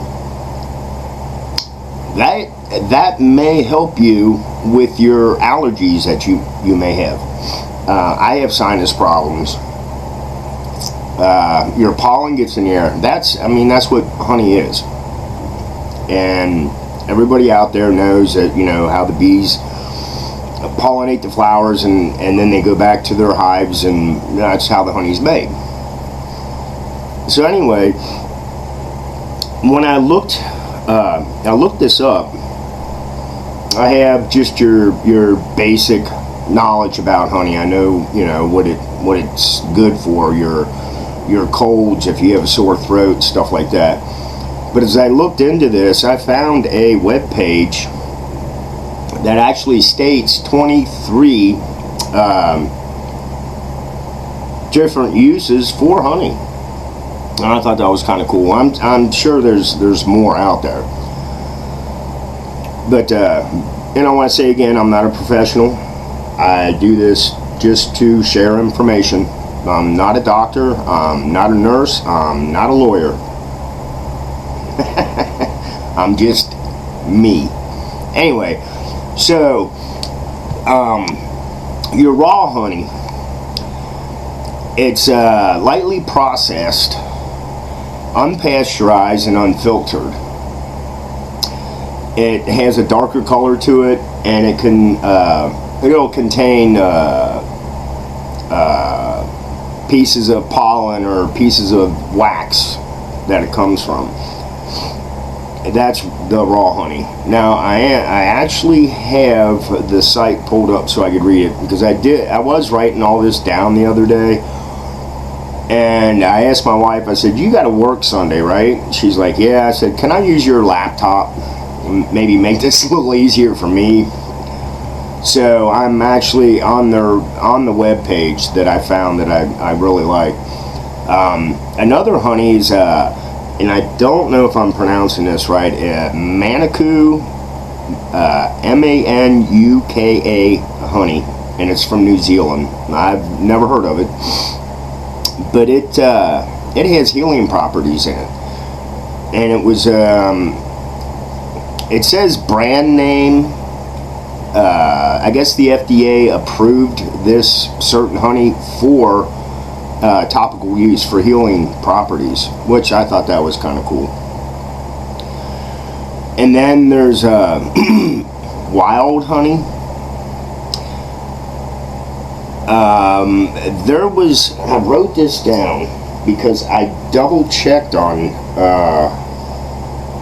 okay, the wild honey. This website says wild honey made by bees in the Peruvian rainforest. I looked it up, and it's actually not the Peruvian rainforest. Somebody commented that it's in Ghana, West Africa, where this honey comes from. So, I mean, if you want to, you know, double check that, that's fine. I don't care. I'm just looking this stuff up and trying to share information. So, as you scroll down, it says survival and wellness uses for honey.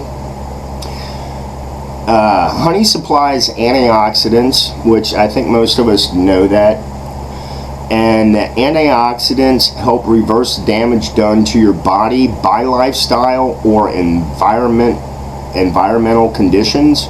Okay. Wound healing. Honey is well known for helping wounds to heal. And they state honey is perfect for the usage in SHTF situations, simply due to the fact that it's available in the wild and works exceptionally well. Now, if you can come across a natural honeycomb out there in the wild, I've never seen one. I know a few beekeepers, but as far as a natural honeycomb, not here in Cincinnati. I've never seen one. I don't know. They may be out there. Okay, soothes sore throats, and I think a lot of us know that. Use it in hot tea with lemon by itself. Honey can soothe sore throats. Excuse me. Relieves coughs. We know that too. The one I've never heard of before, says it helps with when you're constipated, and that was new to me. It says honey has a mild laxative properties that may help, keyword, remember those keywords, that may relieve mild constipation. Now, in my thought, I've never had a mild you either can or you can't. That's all I'm gonna say. Alright, the next one says it soothes an upset stomach. Honey coats the stomach and contains nutrients and enzymes that may help eliminate nausea. Remember the key words. The next one that I kind of chuckled at, it says gut balancing powers. The antibacterial properties of honey may help keep bad gut bacteria in check. So, once again, I'm just sharing what I found. I like I said, I looked this up. Okay, the burn care, I think most of us had an idea about that. But once again, they keep using the word mild. So, I mean, you can't have freaking giant blisters and just pour honey on it. It's not going to work that way. The next one is your allergy symptoms, which I started off with your allergy. But the thing is, you have to buy local. And your best bet is, if you do know a beekeeper, get that, buy that honey from that person.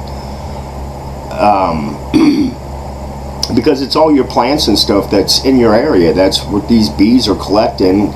And that's where your allergies, the pollen that messes with people. A tablespoon of some honey every day. You're putting this into your system. Your system's going to get used to it, and it may or it may not help with your allergies. That's, once again, I'm not a doctor. It's kind of common sense. Another one that I saw that I was like, okay, but they bring up dandruff care. I've never heard this before, but it's 10 parts, I guess, water to a part honey, because it says honey diluted 10 to 1 with warm water can help eliminate unsightly, itchy dandruff. But it says study shows. So who did this study? I don't know. I didn't. Next one says provides energy. Well, you've got natural sugar and honey, so yeah. Again, they bring up the digestion. Another one is weight loss. I guess it helps with weight loss. I don't know. Everybody's different. What may work for me may not work for you. Just keep that in mind. Another one that came up was acne, your pimples. Never heard of this. Putting a dab of honey on a pimple. Okay. Next time I get a pimple on my face, I'll try it. But it says raw honey applied directly to an acne spot may help to improve the look. Improve the look. Yeah. No, it's all shiny and I want to lick it. No. I'm joking. Anyway, it decreases healing time. Whatever. You can, I don't know. That's got to keep a sense of humor too, remember. Blood sugar. Honey is thought to be better at maintaining blood sugar levels than other more processed sweeteners. It says this may be due to the honey's unique glucose fructose ratio, whatever. Okay. Moisturizing. You can use honey to moisturize with, I guess, if you want ants and bees stuck to your face. Honey is a great moisturizing skin, which can become important in many survival situations. I'm going to have to look into that one a little more. Moisturizing, really? Look, so I just take the honey, put it on. I don't really think it works that way. I don't know. Once again, I haven't tried that.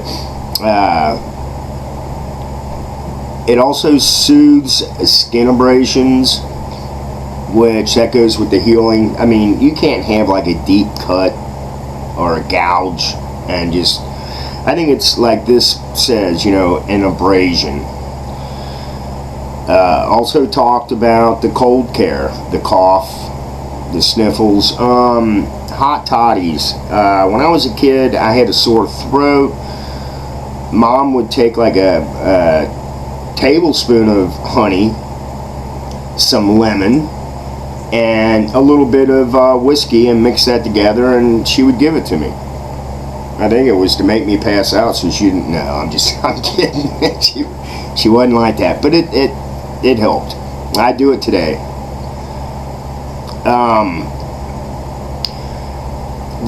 Another one that I found interesting. It says parasite elimination. A mixture of vinegar, water, and honey can help to rid the body of parasites that could be harmful. That may be another one to look into. Like I said, I'm not a doctor, but I just found this stuff interesting. But anyway, so these are the properties and things that honey can be used for. And for storing your honey, if you can see, I've got this organic, and it is it crystallized a lot faster than the pure honey, although the pure honey's getting that way too. You can see that. And the next time I go to our local butcher, I'm going to see if he has local honey there, which I'm pretty sure he does. But other than that, I mean, if your honey crystallizes, starts turning into, you don't have to worry about it.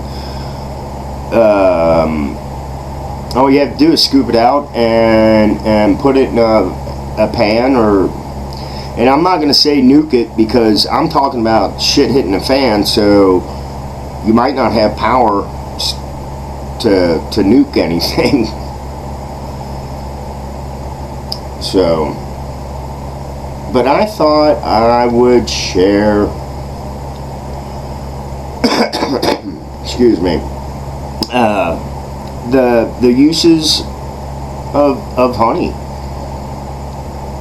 And honey will last forever. And if you look into it,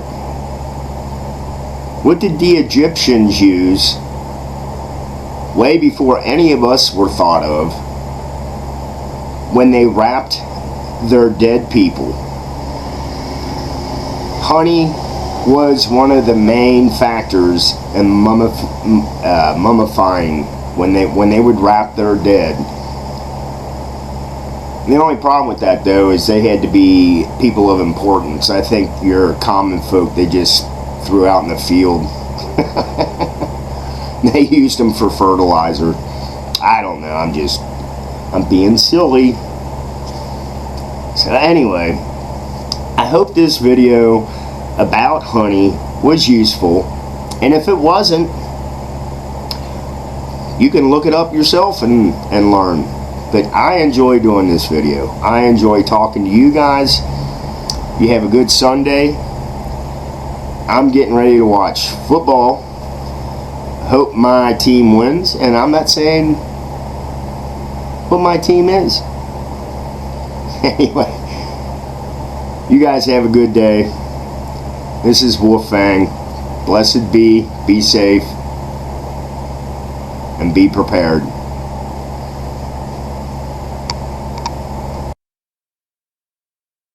Alrighty. Oh, man. I wished I wasn't so tired. Alright, got one from Suspicious Observers titled Recurrent Nova, Titan Explosion Lakes, and Polar Vortex.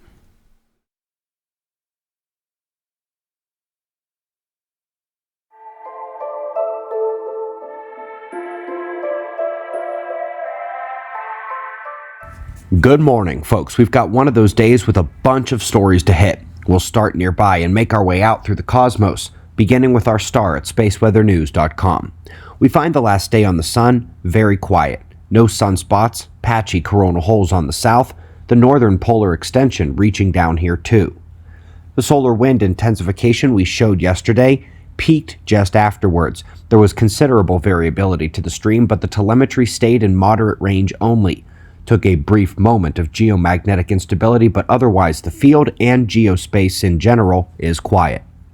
Folks, the foreshocks have ticked up the last day. We've had a number of mid-5 range events, some at blot echo depths, very much spread around the ring of fire, eyes on those deep rumbles and the atmospheric signals, and even the USA is seeing a bit of an uptick too. Earth is at its northernmost point in the solar system right now. We often see that lead into the higher magnitude events. Let's do some macro scale weather. First, looking at the minimum temperatures, the nighttime marks for the month of August in the United States. This shows an above average temperature month, but for the billionth time in a row, the nighttime lows are the global warming, not the heat of the day, which as you can see was far more balanced. It is like this every single month. It is not the daily highs, it is the nighttime lows. Stepping up to the polar vortices, the south is breaking down for the springtime. Bottom cell will take over and expand and halt the tight movements there.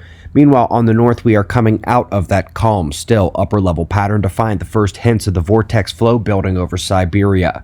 In another month, these will look completely different. Let's take a quick look at lightning. In addition to the cool graphic showing energetic strikes, they say that the strongest ones on Earth actually occur over the ocean in the northern wintertime. They say it actually starts in November. Interesting article linked for you below. Up next, we've got a little oops on an important discovery. 260 million years ago, we know there was an extinction, but they have now found basalt floods from massive volcanic events across the world at that time that tend to accompany the greatest extinctions, so perhaps this was one as well. All of that is legit, but sadly, they look at the volcanoes as carbon releasers and therefore have caused global warming catastrophes, when we know that volcanic winter and ice extinction is what major volcanoes do. Same extinction event, same time in history, just the opposite mechanism for the volcanic action. Let's get off the Earth here and go out to Titan. Folks, I'll have to get Billy on this one offline because they are now blaming underground explosions of gas on the major craters of the Saturnian moon. The crater lakes, they say, the walls of them, suggest explosions from below rather than impactors, and that is sounding relatively electrical. Let's head out next to the first of two looks at the Large Magellanic Cloud today. This first one examines the star clusters easily visible to us, and they utterly upend our understanding. While it was always believed that these clusters formed tight and then expanded due to plasma pressure, they now know it's the opposite, especially with the infall of the largest and heaviest stars. That's a total 180 of the science there. Up next, geez, you know Keck delivered some of the most important cosmological news of the last year, that the major plasma halos of galaxies co-rotate and that they're fed by helical vortex filaments of plasma from the cosmic web. Today, we are looking at something a bit more imaginary from Keck, as a star they see running away from the Milky Way, they say was ejected by a medium-sized black hole. Forgetting the fact that tracking such objects from the plane of the Milky Way, where Earth and the Sun are located, is impossible. All sources are visibly polluted.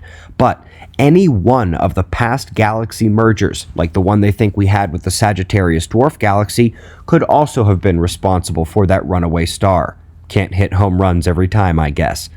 Going out even further to the final stage of the gravitational wave event science, the afterglow.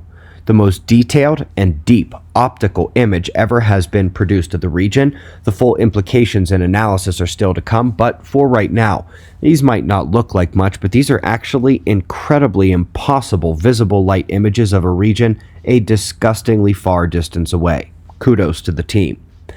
Let's come back to the Large Magellanic Cloud for our top story, the second time we've been here today, and the recurrent nova of the Milky Way satellite galaxy has now been pegged to a 5 to 7 year cycle after its 2016 outburst. Two things. Of the dozen or so recurrent nova that we know, astronomers think that those are rare, with most recurrent nova having much longer cycle times that we don't yet recognize, with some having hundreds to thousands of years nova cycles that we haven't even seen go boom once yet. That's the mainstream science. Now, the second thing is that there is tons of evidence that our sun is a long period recurrent nova. The full examination of that, its trigger, and the effects on Earth is found in the Cosmic Disaster movie linked right below this video in the description box. That movie is a must-watch, and so is Plasma Cosmology, which not only touches on those Keck discoveries we reminisced about today, but it also sets up the trigger for the solar micronova. It doesn't really work unless it's a plasma universe. We greatly appreciate your support. We've got wind map forecasts and shots of our star to close, and we'll do this all again tomorrow, right here, but right now it's 4:40 a.m. in the new Valley of the Sun. Eyes open, no fear. Be safe, everyone. Alrighty. Got one from the Prepared Mind titled Board of Truth. How long will SHTF last?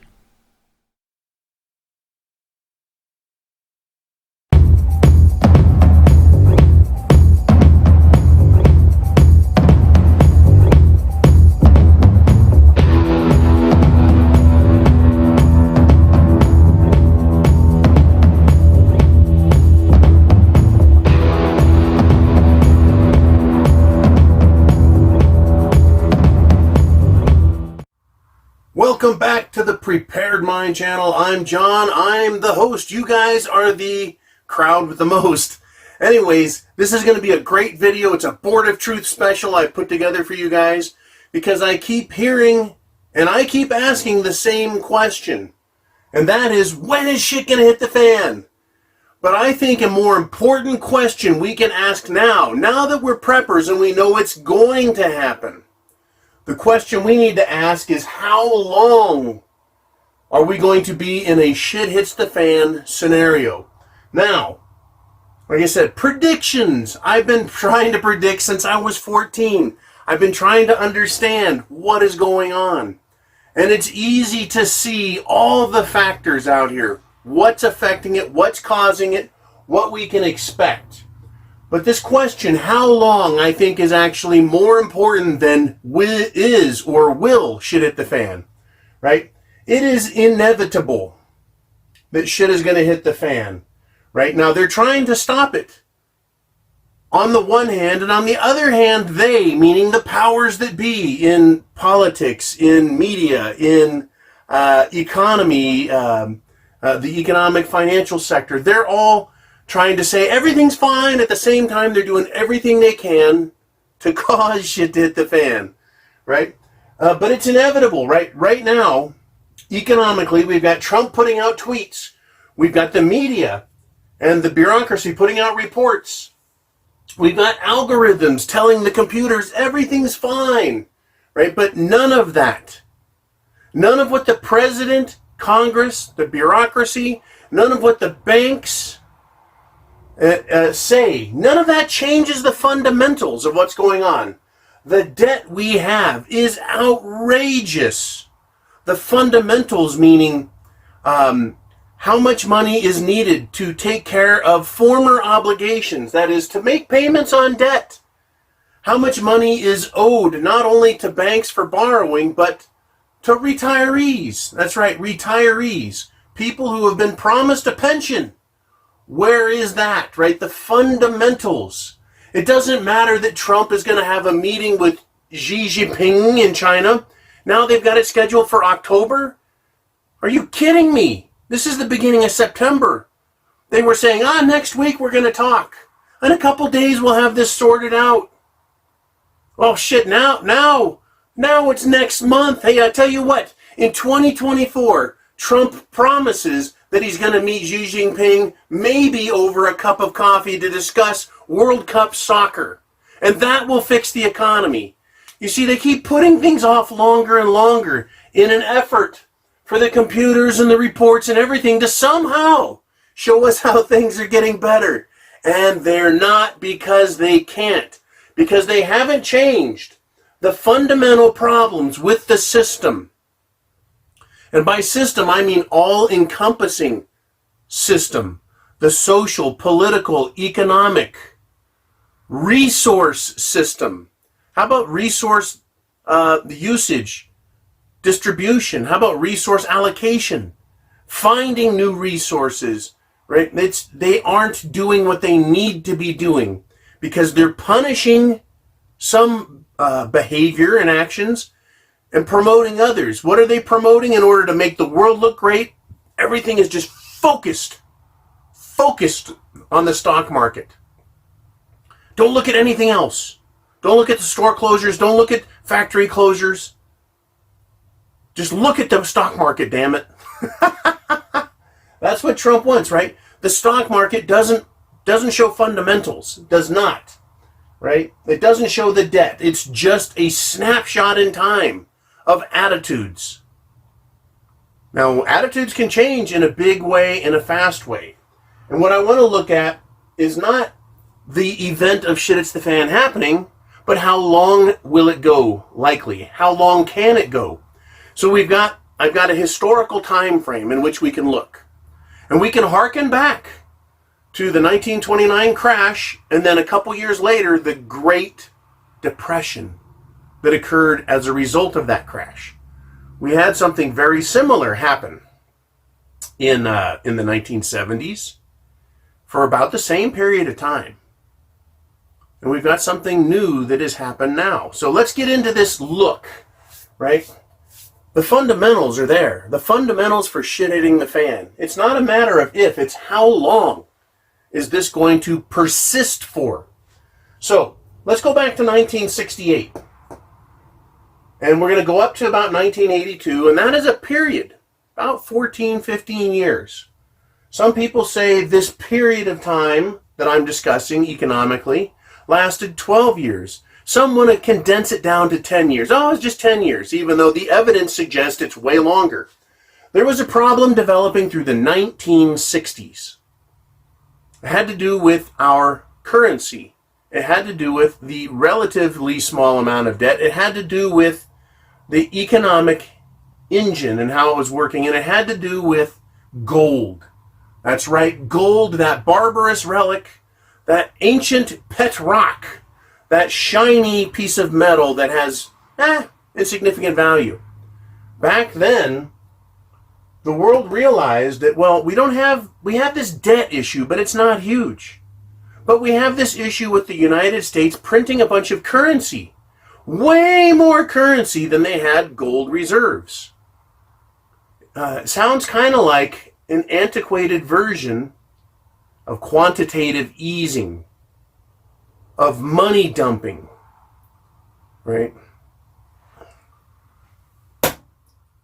Okay. We had a problem. And so other nations around the world said, we've got a problem with gold. We're going to start trading our US dollars and buying gold. In other words, the world said, we don't believe the dollar, right, is what they say it is. So confidence was lost in the system. This is way back in the 60s, right? And by the time we got to about 1968, 1969, the world made it apparent they're getting out of the dollar, right? This had enormous consequences. Now again, this wasn't a single thing that happened. What was going on in the 1960s? We had social paradigm shift, right? Had to do with race, religion, gender, roles. There was a huge social paradigm shift. We also had war, the Vietnam War, and this war machine, the military-industrial complex, was starting to really exert control. And then we had sex. Entertainment was really being developed in the 1960s, right? And so we had a lot of distraction for the people. We had a lot of changing ideas and thoughts. But the fundamentals said there was something wrong with the system. Now, before we jump into this, the 1920s, roaring 20s, incredible amount of money being thrown at Wall Street. It was all fake because the fundamentals pointed to something different than what they were selling in newspapers. Remember, they didn't even have radio back then. They didn't have radio, but still, people wanted to throw their money in Wall Street. And they had the Wall Street crash. The crash didn't cause the Great Depression. The crash was one of the first symptoms of the Great Depression coming. There was an attempted coup d'etat, an attempted assassination and takeover of the government by incredibly powerful and wealthy business interests, not foreign governments. Socially and politically aligned business interests went to kill and overthrow FDR, and they were caught and exposed, and they were allowed off the hook. Will Trump let them off the hook? Right? We see so many parallels when you understand, not like millennials, as AOC says, but when you really understand history and philosophy and ideologies and the fundamentals. When you understand the economy and the fundamentals underneath it, underlying it, you can see the parallels just glaring off the page. They just scream off of the page at us.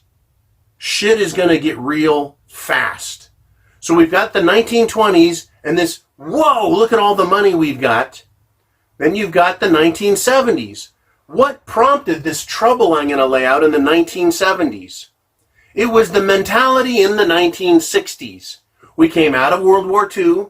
The 50s, chicken in every pot, car in every driveway. 60s, everyone was kind of drunk on their power. Everything was great. Oh my God, the world is wonderful. Then we started getting technology. We had radio, then TV. Then we started getting into specialized marketing, right? We had science kind of catching up. Oh, look at this birth control pill, the sexual revolution. right? The race wars is the best way to put it, right? Holding the black man back, holding the brown man down, right? Whitey getting what he wants. All of that started in the 60s, this push for huge social change. Well, we got that social change. Are things any better? Right? If you listen to the antagonistic racists out there that are pushing for race wars again, you would think that things were as bad as ever, if not worse. What was the point of the 1960s and Martin Luther King Jr. if everyone is still in the same fucking place? Well, they're not. But they want you to believe they are, because we're seeing this shift happen again. And I wanted to focus on this period of time between 68 and 82. The reason I wanted that is because it's within our lifetimes. I am 49. I was born in 1970. So I remember the 70s as a kid. If you're older than me, you've got more information.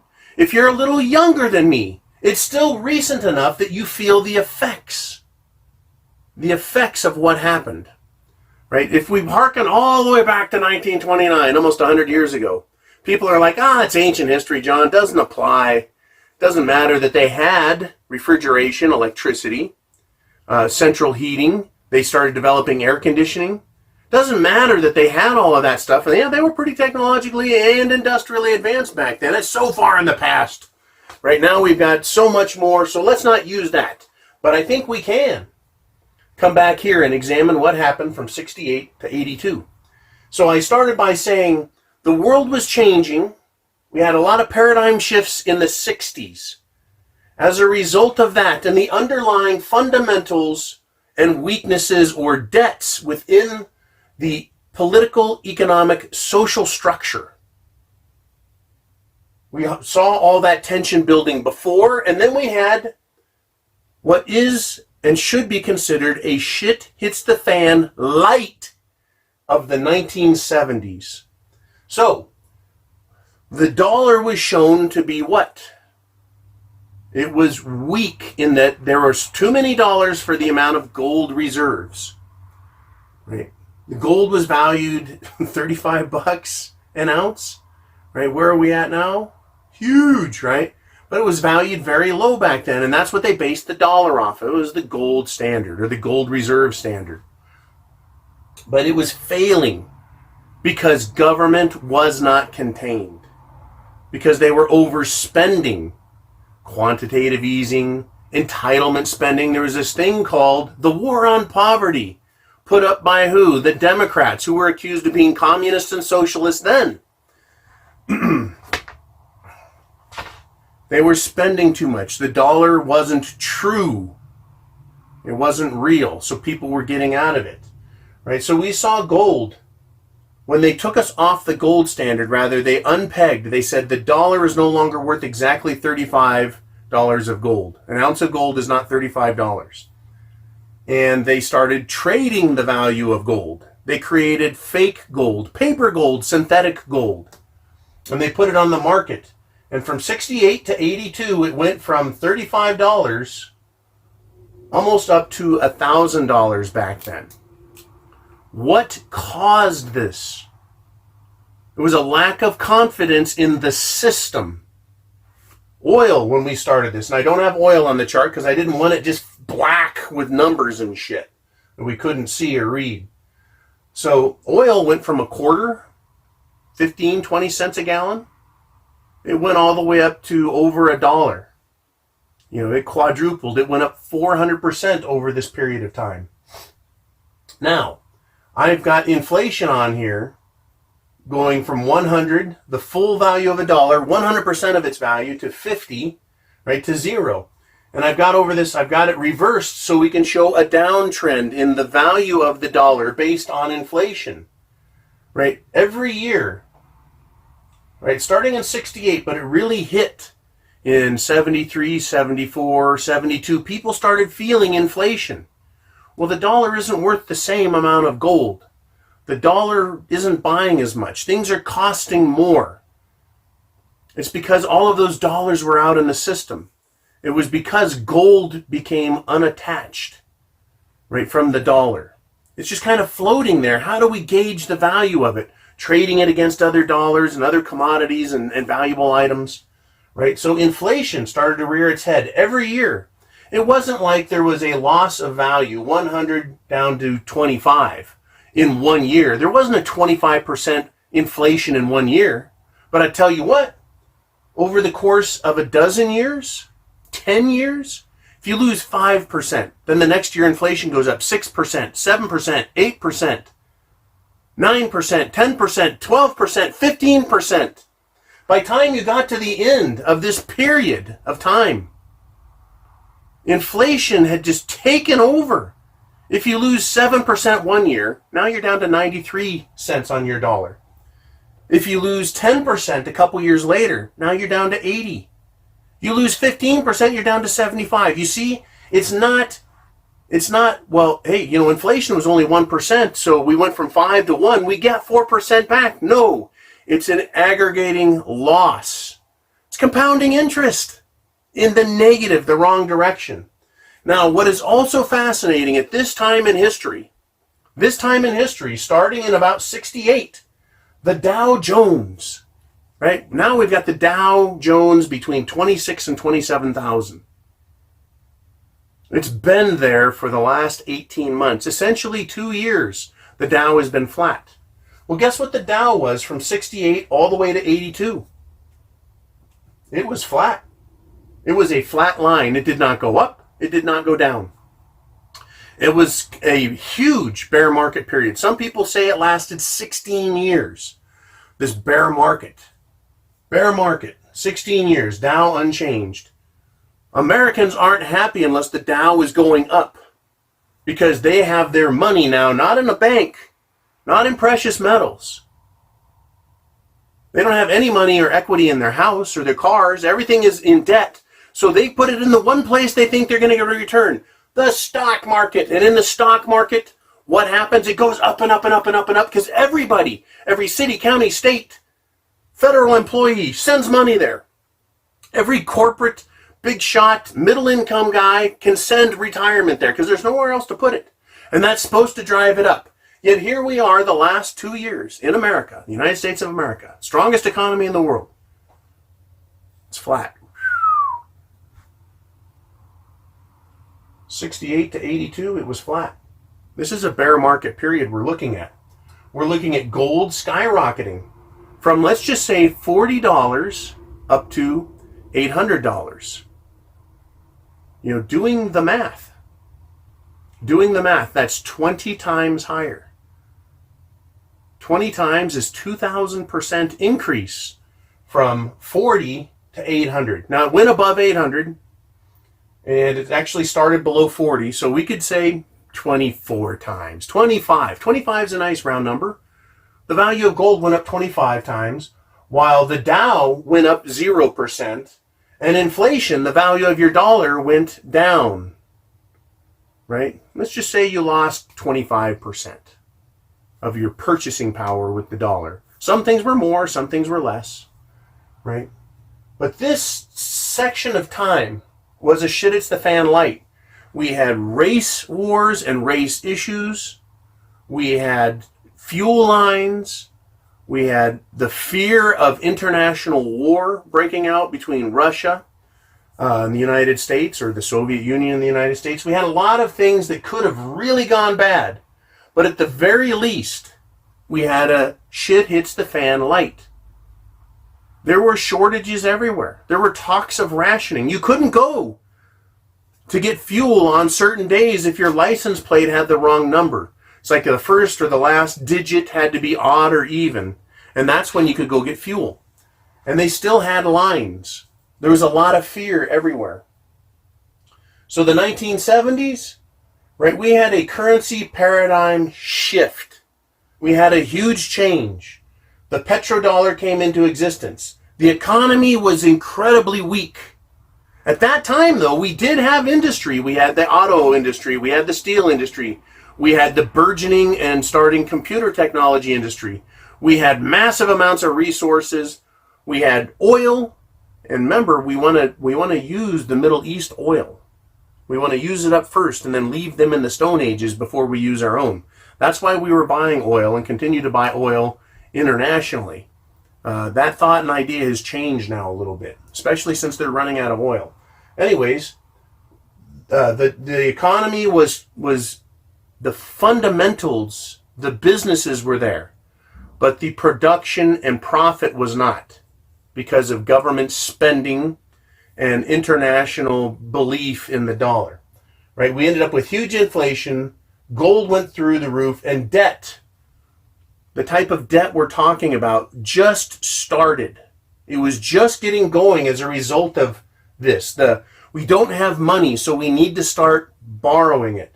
When we got to about 82, the government got into debt spending. It started massive debt spending. In other words, borrowing from the future and saying, hey, look at all this great cash we borrowed from ourselves, because in the future things will be great. So we'll borrow some of that, spend it now, and help us get there. Keynesian ideology, Keynesian theory, it's proven to be a failure. Anyways, there's a period of prosperity that started after 82, and it had its moments. But how long can shit hits the fan last? It lasted from 82 to 87, and they had a big market hiccup. We went from 87 into the early 90s with a mini recession. Depending on where you lived, it was a recession. Everything exploded in the 90s, much like the 1950s and 60s, because Greenspan lowered interest rates. And then we had the tech crash of 2001, the dot-com bust. We had a boom bust from like 95 to 01, a 5-year period. Let's see, from 82 to 87 is a 5-year period. Had a little crash. Had a 5-year period before we finally got out of the little mini recession. Then we had a 5-year period of boom, right? Then we had a bust in 01. Then we had a boom all the way to 2008, another approximate 5-year period. Some people like to say there's 7-year periods. Fine, whatever, I don't care. In 08, we had a big crash. And from 08 to 19, that's a decade. We have had free money shoved on us. Super massive deficit spending shoved on us, right?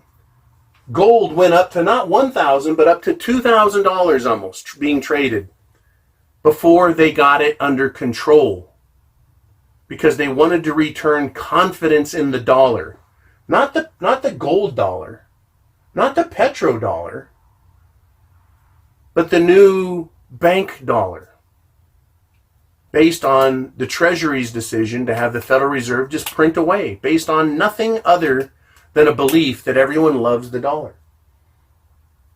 Right? So in the 60s, we had social paradigm shift, race, sex, war, sex being entertainment. In the 70s, we had a currency paradigm shift to the petrodollar. And we had this period, this shit it's the fan light. And since then, we've had nothing but short expansions followed by contractions. We are now mired in debt. The fundamentals, the debt and the fundamentals have been broken. Our economy has been exported.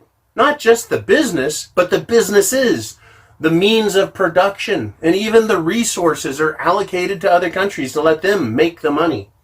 We're in big trouble. So in 2020, right? Couple months, we start 2020. Where are we at? Big question mark. Well, sex. Yeah, you can still have sex if you don't want to get thrown into jail with the Me Too crowd, right? So the paradigm shifts are changing. Well, you want sex with what? A man or a woman? I mean, it's incredible. The amount from the 60s, here we are, 50 years later, to where they're going with all of this socio-political change. And it is political. They're politically involved. Politics no longer is left-right. It is how far left can we go, right? The economy, we've discussed it. It doesn't exist. The fundamentals are weak, right? And then debt, $22 trillion stated, another $22 trillion hidden, and we've got about $100 trillion in debt obligations. Bonds, how much pension money has been promised. They took the money from the people. Somehow it disappeared. And they have to pay it back when these people retire. And where are they going to get it? What's it going to be based on and valued on? Gold? Right? Does the world want a paper dollar anymore? No. What's it worth? Show me the money, not the paper. Show me what it's based on. Why does that money or paper have value? That's what we're going to get to. Why does money have value? What gives it value?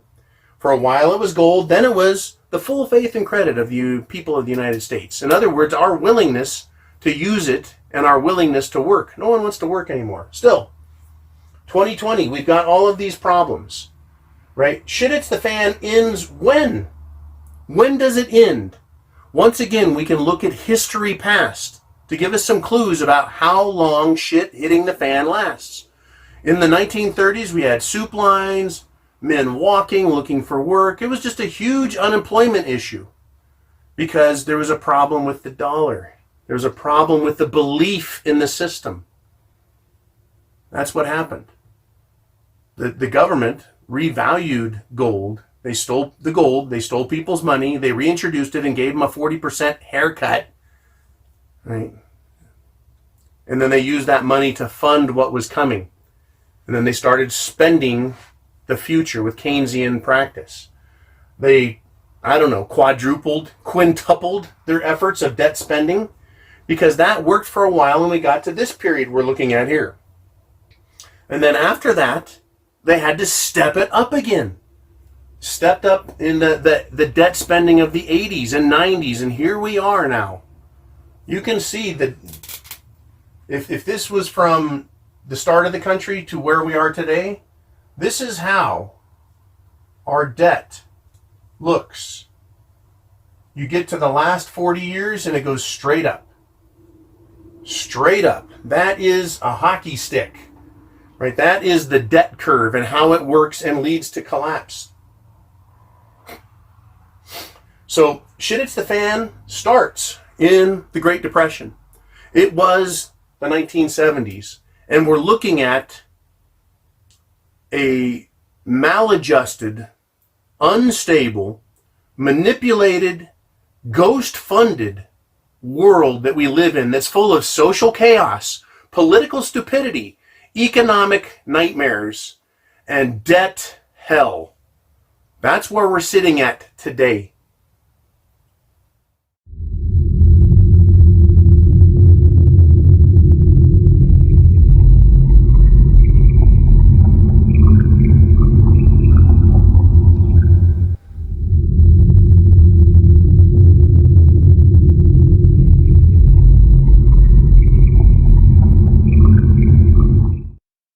Alrighty, got one from We Are Change here titled Escaping the Slave Grid System from the U.S. to Bali.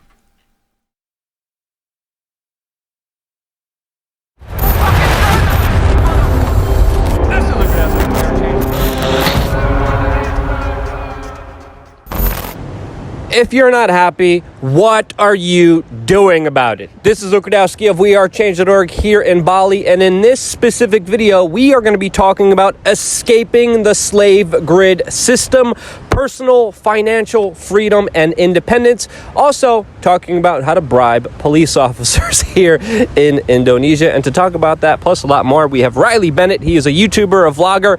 His YouTube channel is called Living That Life. We just did a full, very long interview about the ins and outs of expatting to Bali, which is available in our lounge. The link to that will be in the description below. So if you do decide to check that out, it's definitely worthwhile. If you're planning to either live here or even visit here, it's definitely a must watch. But being in the United States, talking and meeting a lot of people, I find a lot of them just totally anxious, depressed, broke, sad, pitiful. I meet Riley. Riley doesn't have that problem. Riley, why don't you have that problem? We're going to talk about the traps in our society too in a little bit, but tell us about your life here and why you don't have the average kind of millennial problem that kind of the young people are facing in the United States. So, well, because I was there and I watched YouTube instead of TV, and I found other options. I found that being a digital nomad and living anywhere, in particular places like Canggu, Bali, or Chiang Mai, Thailand. I found out this is possible, so I was naturally ambitious and confident enough to go for it and figure it out. It's definitely figure-outable. And I came to a conference in Chiang Mai, Thailand. Shout out Johnny FD of Travel Like a Boss podcast. I came to his Nomad Summit, met a bunch of other like-minded online entrepreneurs, and I figured something out where I can earn living from a laptop, and I just stayed out here ever since. Why not? I think one of the biggest scams in our society, especially specifically in the United States, is school. The second scam to that is the 9-to-5 job. I am not a fan of those. And a lot of people, I believe, do get stuck in this kind of system reinforcing way where your parents have put pressure on you to expect certain things, that you need a college degree to achieve something. When I meet young people, even young people who have one semester left in their education, I tell them, drop out automatically, travel the world, start a business, fail. At least you could go bankrupt. With school loans, you can't go bankrupt. I can't tell you how many young kids I meet. 30,000 minimum debt, 100,000, 150,000 minimum debt, and then they're forced to get a job that they don't want to do just to earn freaking income. Then they get 2 weeks that they're probably gonna not do anything with because they're probably gonna be sick during those 2 weeks as they're eating GMO food in a congested city with just that same negative life soul-sucking energy depleting you of our existence on this planet. When you have the total opposite of that here. I mean, the full video we did really just goes over everything, but in short, I'm seeing, again, beautiful beaches right in front of us. This kind of resurgence in natural organic food here. Tell us about the difference, because we went over the minutia with immigration. We're not going to go over immigration here, but tell us the kind of lifestyle differences here than you have in the United States. Because I mean, the way you're living, I saw your place too. Holy cow, that's a nice place. Tell us about those specific details.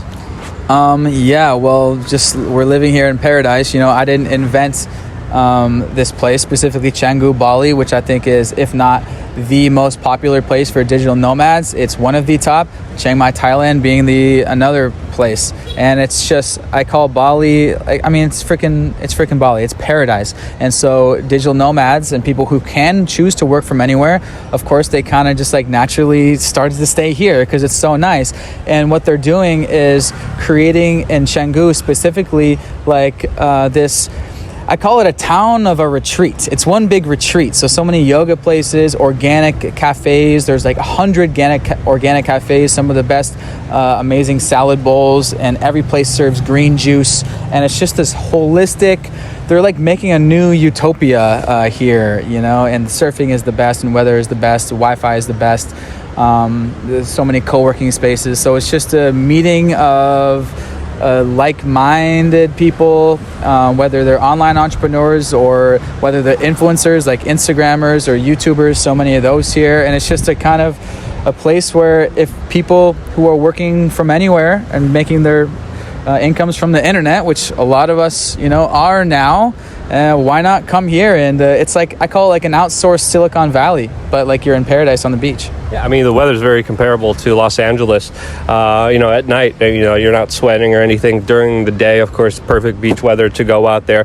There are some minor kind of inconveniences that people do have to kind of deal with, do kind of have to go through. But those are nothing in comparison to the bigger problems in our kind of U.S. kind of global system. I remember, the main thing here is that, as a tourist, you might have to bribe a police officer here. And there's, people, locals, very friendly, offering to kind of help you kind of do that. But that seems like the kind of more, people might hear that at first and they're like, oh no, that's horrible, it's shady. It's a very, very safe place to be. But when you kind of really do consider it, when you kind of really do think about it, in America, you get pulled over by an officer on a motorcycle who's going to give you a ticket for not wearing a seatbelt because of safety issues. You're going to have someone checking your tints. And if it's 0.1 over, even though you did get an inspection by the state, it doesn't matter. You're still going to have to shell out $400 or $500 or go to court, which I had to go through, which was just absolutely insane. And they're doing this allegedly for your protection. It's not for your protection. It's bribe money for the state. They just do it a little bit more honestly here. And there was a pamphlet. You know, we'll share your experiences in just a little bit, but at the hostel that I was staying at, they just had a pamphlet, and they're like, okay, if you get pulled over by a police officer, this most likely happened because either you didn't stop at a stop sign, you weren't wearing a helmet, or you're just a tourist. And if you do get stopped, and if you did ride on the sidewalk, which sometimes happens here, if you supposedly don't have an international driver's license, the best thing to do is to, of course, stay calm, be respectful to the officer, act like you're listening, have the particular fine money in one hand, have 50K, what's local currency? Rupiah. Rupiah, have 50,000 rupiah here, which is equivalent to $3.5. $3.50. Have $3.50 of the local currency in one hand. Say you're sorry, act like you're listening, and say, you know, this is all you have, and that you're not going to do it again. And then they take the $3.50 and they kind of let you kind of get out of there. You had an experience like that as well. Yeah, I mean, this is typical in not only Southeast Asia, but any developing country. Like, you'll get pulled over, and instead of doing a traditional ticket like in America, you just pay them cash on the spot. It's pretty standard stuff. It's not an issue. Yeah. I mean, I'd rather do that. I mean, I literally, I remember being so frustrated. Got pulled over, no reason at all. The officer has this little machine, puts it on my window. Doesn't say anything. It just returns back with a freaking ticket, and it was 0.1% over something ridiculous over a tint. And I'm like, how is this protecting and serving me? I had to go through a state inspection. This is so stupid. It's bull crap. Don't get me started. But yeah, in New York City specifically, the levels of fines are just going up dramatically because the state needs to pay for all these ridiculous things that they promise people. And of course, there's not enough money. New York City's going bankrupt. So they push the burden on people. You have a coffee cup in New York City. A police officer sees that. You're in the subway. You're getting a ticket. You move too fast. A cop will give you a ticket. You're in a vehicle. Speed cameras will catch you, supposedly for your safety, even though they cause more traffic accidents. Again, it's all compared to the United States. I'd rather give an officer here $3.50 and be on my way. People call that corruption. No, in the United States, you have full-on corruption. Here, you have some semblance of a little bit of freedom that goes a long way. Plus beauty, plus a different kind of way of life that's really, really, freaking incredible. I mean, you studied the 4-hour work week. You kind of mastered it. I don't know why. If you have a young person going to college right now that send them this video. Why be in misery? Why be enslaved? Why be caught up in a system that deprives you of any kind of rational good existence where you can't afford any kind of life? Here, you can afford everything. Good, organic, natural food, a beautiful way of life. You're doing it. Thanks for leading the way. Anything else you want to say about your experiences here, the 4-hour work week, and just working online? Well, working on, you just got to figure out how to make it happen. It starts with a desire. With this YouTube generation, it starts with seeing what's possible. So for me, I saw other channels like Jabril of Passport Heavy, Johnny of Travel Like Boss podcast, and I said, oh, they work online and they make all their money from a laptop and they're actually making great money. Okay, it starts with that. That appealed to me, and it appeals to so much of us. And at that time, I got the 4-hour work week, which is like the digital nomad Bible. So if this kind of travel lifestyle appeals to you, definitely pick up the 4-hour work week on Audible or whatever by Tim Ferriss, the digital nomad Jesus. He kind of started this wave of you can work from anywhere and make a lot of money with the internet and use these amazing tools that we have at our disposal. These amazing technologies where we can make money 24/7, and we can have a lot more free time to do the things that we want to do, whether that's learn languages or practice surfing like these guys are doing, or just to be able to wake up whenever you want in the mornings. That's one of my favorite things. I love not waking up to an alarm clock. It's one of my favorite things. I love to go to the gym when I want. I love to be able to work, do an all-nighter whenever I want, and not have to worry about having a job. Like I was saying, I like to say, I ain't got no job. Looks like, what's your plan? I'm like, I ain't got no job. So that's one of my favorite things to say. It's a quote from the movie Friday, by the way. Yeah, so how do you make this happen? Well, there's 3 ways of earning remotely, 3 main ways. Either you work remotely for a company, you're a freelancer, or you own your own online business. And of course, we all want to move towards owning your online business. But one of the first 2 may be a more immediate way for you to work from your laptop. I know a lot of you work for your company and you're just on a computer all day at the desk, in the cubicle or whatever. Or, you can work from home 1 day a week or a couple days for a week. So I actually am making, because this is the most common question I get is, Riley, how do I live that life? Okay, I get it, bro. Your vlogs are cool. Your life is cool. How do I do what you want to do? So actually, finally, right now, I'm launching my new kind of beginner's course, which breaks down here all the options that you can do to earn a great living online. These are things that I actually have friends doing that are making like 6 figures online. And so I'm kind of overviewing, this is the different things you can do, whether it's e-commerce or digital products or freelancing or working remotely or starting a digital marketing agency or SaaS, making apps or making a website that gets SEO and monetizing a website or monetizing being an influencer. So I'm finally kind of putting this all together, but really it starts with you to, that's really the first thing. It's okay, I want to earn remotely. You got to choose a business model, and then you have to learn the ins and outs. And I recommend you buy an online course. That's how I got started in 2014. I bought an online course about e-commerce for $600, and that's my whole entire career based off that $600 course. Now I did graduate college, and so that cost $100,000. That has nothing to do with my career now. So that's why I'm so passionate about this alternative education revolution, starting with YouTube to show the world that there are these alternative careers. And then with these amazing detailed online courses for like $1,000 or less can teach you how to do a skill so you can make 6 figures per year with no cap. There's no amount to the income that I can make because the internet is scalable worldwide, and I'm just getting started. And just by making a few grand a month, you can live out here in Southeast Asia. Chiang Mai, as we said in the full video, or for $1,000 a month. Here in Canggu, Bali, for $2,000 to $3,000 a month, you can live a balanced lifestyle, eat out, healthy organic salad bowls, 3 meals a day. And just live the freedom lifestyle where you have control of your daily schedule. I wake up whenever I want, get my work done when I want, go to bed when I want at the gym, etc. Freedom of location. So if I get bored, hey, I can pop over to Bangkok and go party. I can, every summer in July, I go back home and visit family and hang out with them, and then I pop back out here. We do a Euro trip every 2 years. We already planning the next one in next June. Euro road trip. I've been to Colombia, India. I've been to around 30 countries in the past 4 years. And, just that in itself is a huge success. And a lot of us millennials, we know we want to travel. We know we want to experience the world and be free, but we just don't necessarily know how that's going to happen. Let me tell you guys, there is no better way to make that happen than work online. There's just no better way. So the first step is choosing what you want to do online and getting started to work on it. Yeah. My advice, just do it. If you fail hard, learn, and restart again.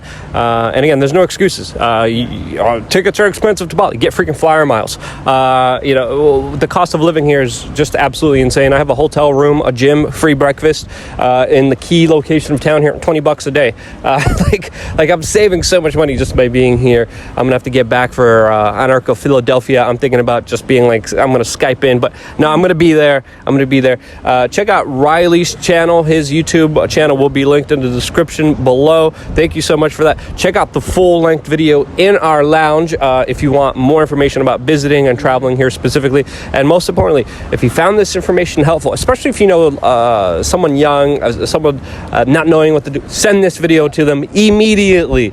It's going to be life-changing. You don't want to create another work bee slave. There's actually, for a young person, there's actually the Nomad Summit is actually happening in October in Mexico. I think Playa del Carmen, there's one coming up in Mexico, and of course the yearly one in Chiang Mai is every January. So use that as an excuse to kind of check it out, meet other digital entrepreneurs and learn, and check it out. Just do it. Just fail fail hard, and live a life that is worth living outside of the systems that take advantage of you and screw you over. The only person responsible for your life is you. It's a hard lesson for some people to learn for some reason, but It's possible. that's what you need to know. Take advantage of it and live a good life. Love you guys. Stay tuned for more here on wearechange.org.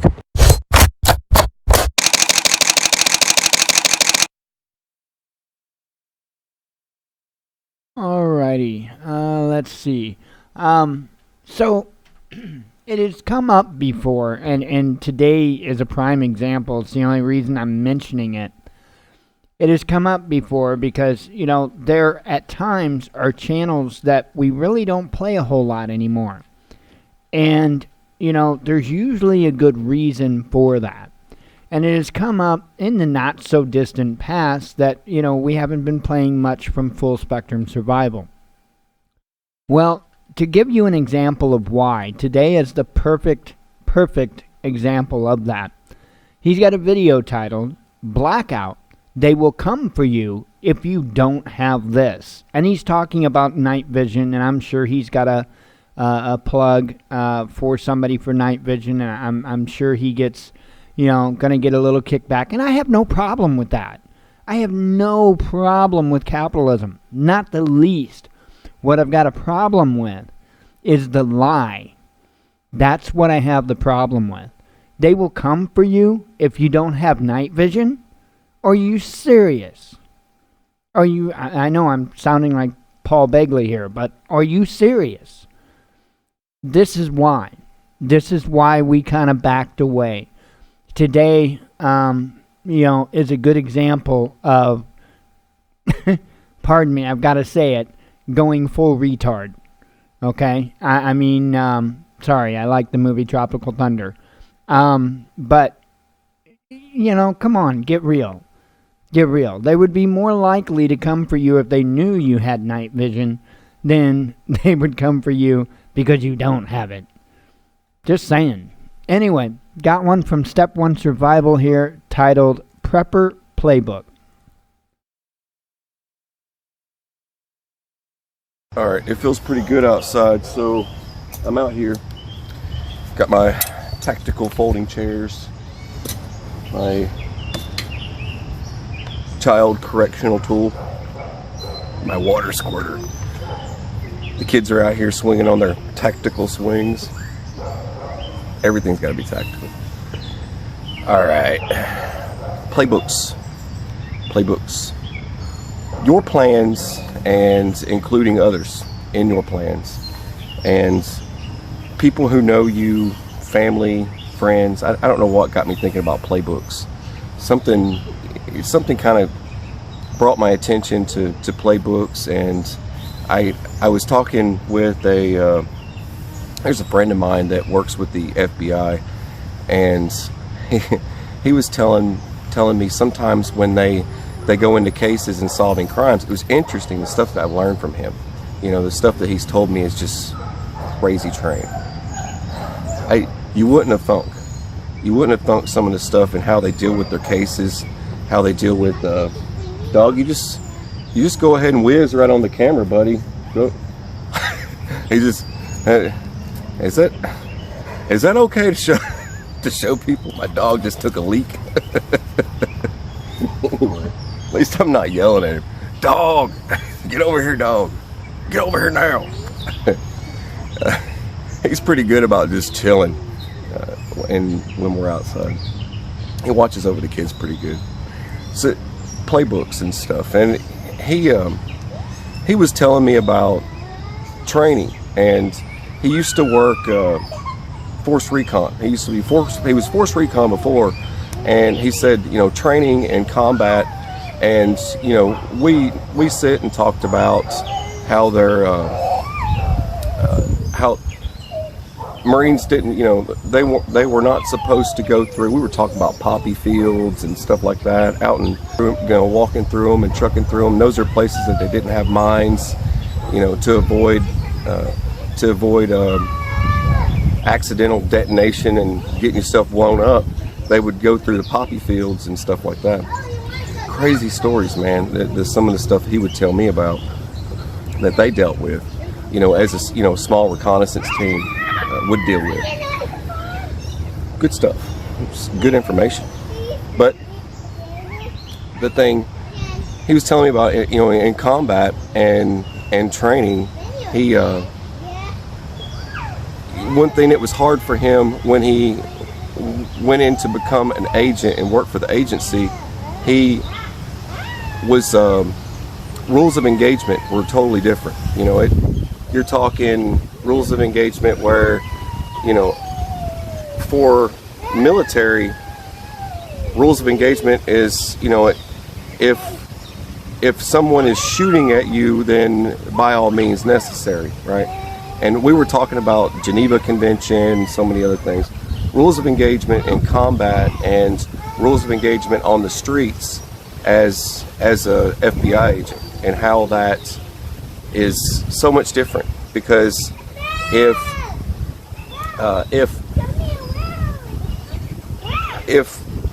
Billy, say Billy's the criminal, right? Let's just pretend Billy's the criminal. I got the sun right in my face. Here, let me move over a little bit so you guys don't have the sun right in my face there. There we go. Okay, I guess it's a little bit better. There we go.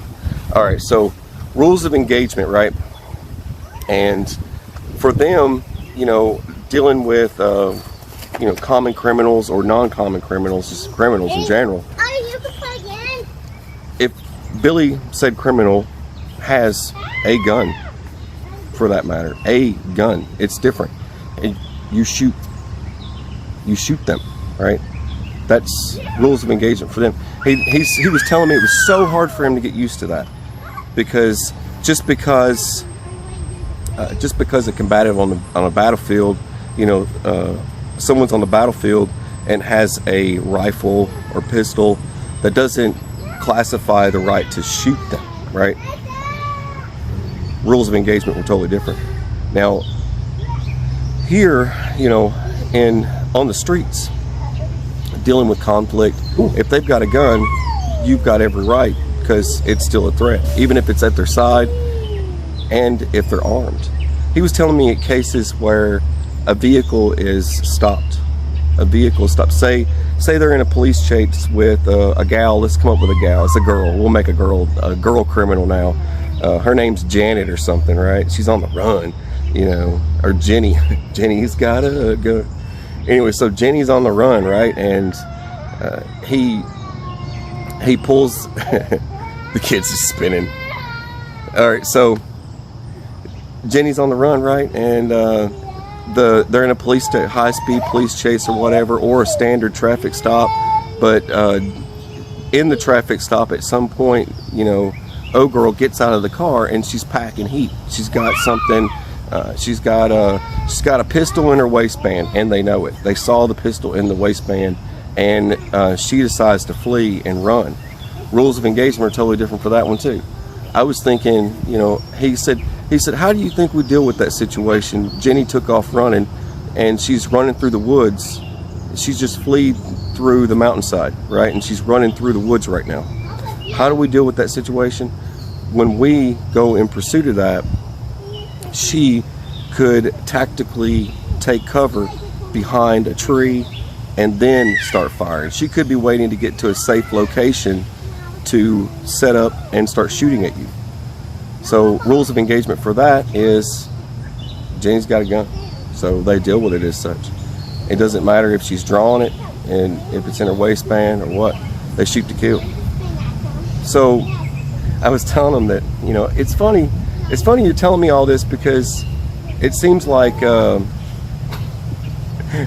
should be some sort of playbook for criminals. So in the event that they get in a situation like that, they know they're going to get shot if they run.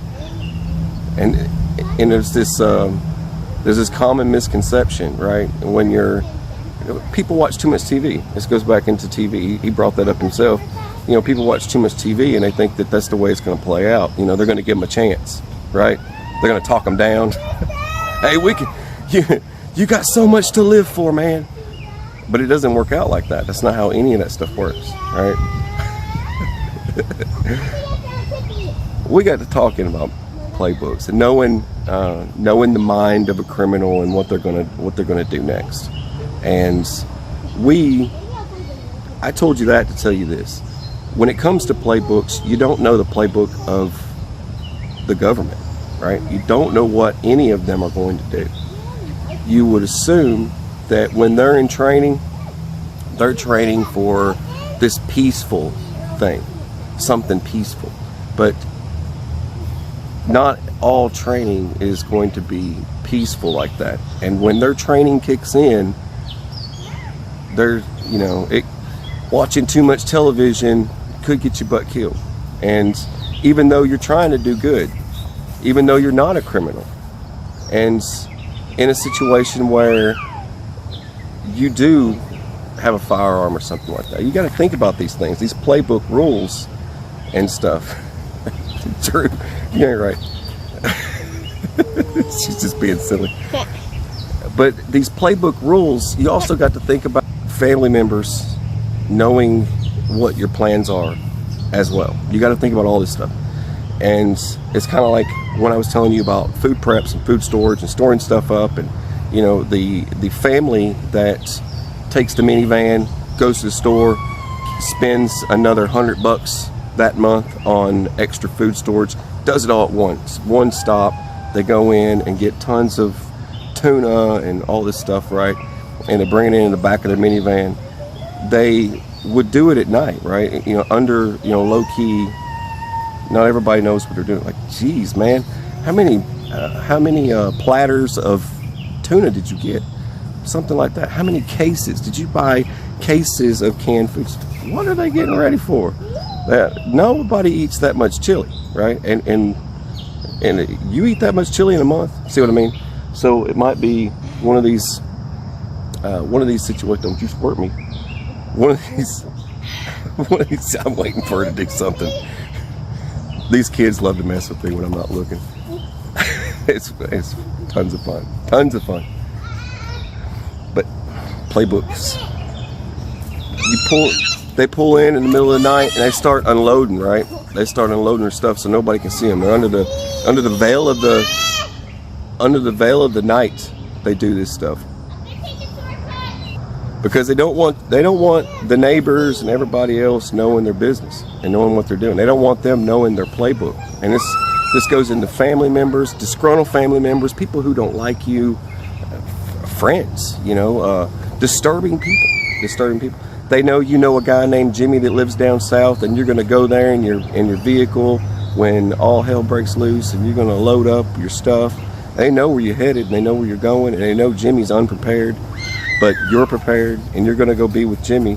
They might show up at Jimmy's place because they know that's where you moved all your stuff to, because they might stop at your previous location, or they know your BOL. They know what your bug out location is, because they know you. They know your playbook. So you want to play plays that are not in the playbook. They want to play something different. Take note of that. Play plays that are not in the playbook. Do something different, because if someone gets your playbook and they know what you're going to be doing, see what I mean? Because I don't want people showing up. I don't want people showing up without any skills that don't. I don't mind helping people, but this goes into, I've got so many mouths to feed. And as I start giving stuff away, I start running out of food for my family. And when it comes to doing work and labor, cutting firewood or something simple, or the person who just does all the little things, all those little things that make life happen, and somebody shows up and they can't do anything, it's not going to be beneficial or helpful, and your chances of survival drop drastically, because you deal with somebody else who, just because they knew what your playbook would be, they knew where you were headed, they knew where you were going, and it's good to mix stuff up. So you got to be a little secretive sometimes and not tell everyone all of your plays, because it could help with your chances of survival for your family. I guess that's really all I've got on that. But it is good to mix stuff up, and this, with communities and people, I got a big heart. You know, I let everybody in if I could, but in some cases you can't tell everybody everything. You know, you can do. People tell me it's like, you know, that's because of this or that, but people would think that they know everything about me just from watching the channel when they don't. Keep that in mind. I got a big heart. I'll let a lot of people in, but if it affects our ability to keep going, then some people are going to have to get cut off of that, right? That's why people need to prepare for themselves. So anyways, I just wanted to share these interesting things that I learned throughout the day from other people, and this is just me chatting with somebody else, and it turned into this conversation, so I figured I would share this. I figured I would share today. This is me sharing. All right, God bless you guys. Thank you for tuning in. Thank you for watching. We love you.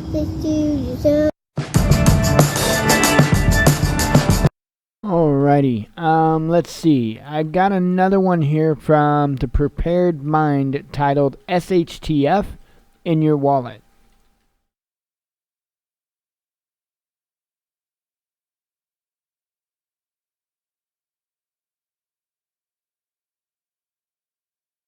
Happy Tuesday. John here at Prepared Mind Channel. It is my duty, it is incumbent upon me early this morning to come to the microphone, to come to the camera and scare the ever-loving shit out of you.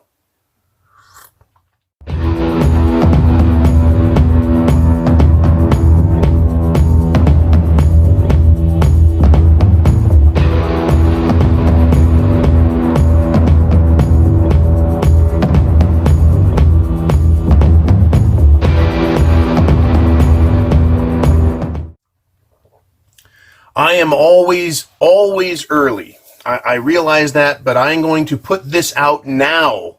The same way I put out FedCoin and the desire of the Federal Central Banks, the Federal Reserve and central banks to come up with a cryptocurrency of their own. And that's now coming about. This is not necessarily a prediction, but more of an observation early in the game what's happening. I'm going to ask you a couple of questions. Number one, if there is a 1% that controls 99% of the wealth, and the converse to that is the 99% of the rest of us only own 1%, a tiny fraction of the world's wealth, do you see a problem there? Now, let's look at this a little further. If 1%, that is the uber wealthy and mega corporations, own all the wealth, you know, the liquid wealth, money, if they own all the businesses, if they own all the real estate, doesn't it make sense that there is now a breakaway economy? There is a second economy that is at work. If they own 99% of the wealth, why do they need to do business with us, the people? Let's think about that. They don't need us. They can do business with each other. They can establish trading systems, capital or money. They can establish an economy that caters to themselves, the 1%. That doesn't mean they won't need us at all, but they're certainly going to need a lot less of us. This is another manifestation of a dystopian nightmare that has come out of the crony capitalistic system that has socialized the world for us and has left them with their wealth. They have broken away. I have a couple of articles here that are going to get into this, and this is an SHTF nightmare. That humanity is being abandoned after being built of our wealth. You know, and the solutions that they're coming up with to pacify us are solutions that will leave us in a third world state of existence, if we're lucky, as slaves, as peasants that are on the outside. This is horrifying. I'm going to go over this again real quick. If the 1% own 99% of the wealth, does it make sense that they have their own trading systems and that the only business they do with us is to extract large profits from us through selling us garbage and making us pay for everything, right? And giving them the profits, right? They get mad at us if we have, let's say, black market trading systems. If we try and operate in cash, they don't like that because they don't get their cut. You see, the 1% want their vig. They want their profit margin out of us because we exist and they have a right to it. This has been an aristocratic mindset forever, but now they've done it in a technological fashion. So what is the answer to this? Well, is the answer to fix the problem or to give us a bullshit solution that continues this lie, right? It's actually some kind of a sick joke, it would seem, that these people can benefit from the earth and leave us with shit, and we should be happy with it. But they're going to keep us distracted. They don't want us to see this other economy. They don't want us to see that there is the 1% that runs everything is autonomous of us, and they merely pick profit off of us, cherry picking, so to speak. I've got an article here from medium.com, and it's the universal basic income plus automation plus plutocracy equals dystopia. This is an article, and all of these articles that I find, that you find, they've got little pieces. They've got little pieces and clues for shit hitting the fan in them, whether it's military or energy or social crap or political lies and tricks and distractions, right? But when you synthesize it, when you bring it all together, you can see it, right? You got more pieces laying out in front of you, and you can start to arrange them and see. Now, the story with Epstein, for example, if they've got their own elite 1% economy, we've seen evidence of their own 1% elite legal system, have we not? Right? They're not, we go, why are there two sets of rules? Rules for us and rules for them. When is the world going to wake up and go, holy shit, there's two different worlds here. There's this elite 1% world. And Jeffrey Epstein was a piece of that. And we kind of watch it the way a dog watches its master working on the car, fixing the car. Now the car starts and the car goes places, and the dog gets to get in the car, and it doesn't understand there are thousands of pieces of machinery at work simultaneously making this happen. The dog just goes, this wind is great. What a great view. I love this. Bark, bark. Right? We see a piece of the puzzle and pieces of the machinery working. Epstein gets in trouble. Other 1%ers are being talked about, but nothing really happens. That's their game. And we scream, injustice, injustice. They're picking and living off of us, right? Picking little girls out of there and abusing them. And then going, well, they don't matter. They're piss ants. They're animals. That's how these people think. So what are they going to do to pacify us? As our system comes down, as shit starts hitting the fan, as our economy, the people's economy, goes to shit, while the uber wealthy retain their wealth control, asset management, etc. Their lifestyle will never change. It's always perfect. Right? Do you think a 5% reduction in pay matters to someone who's got $1 billion? No. It's not going to change a thing about how they operate. They're still going to eat the finest foods and the finest this and the finest that and have the finest of everything. Because a person only needs so many cars to drive, right? They only need so much. So, here's the article. Americans are discussing the possibility of a universal basic income, UBI, more seriously than ever before, largely due to the surprisingly popular campaign of Democratic presidential candidate Andrew Yang. Yang has made the UBI the central issue of his platform, promising a freedom dividend. paid for by a value-added tax on businesses, which would give every American over the age of 18 an unconditional $1,000 a month to help offset the looming crisis of automation replacing U.S. jobs.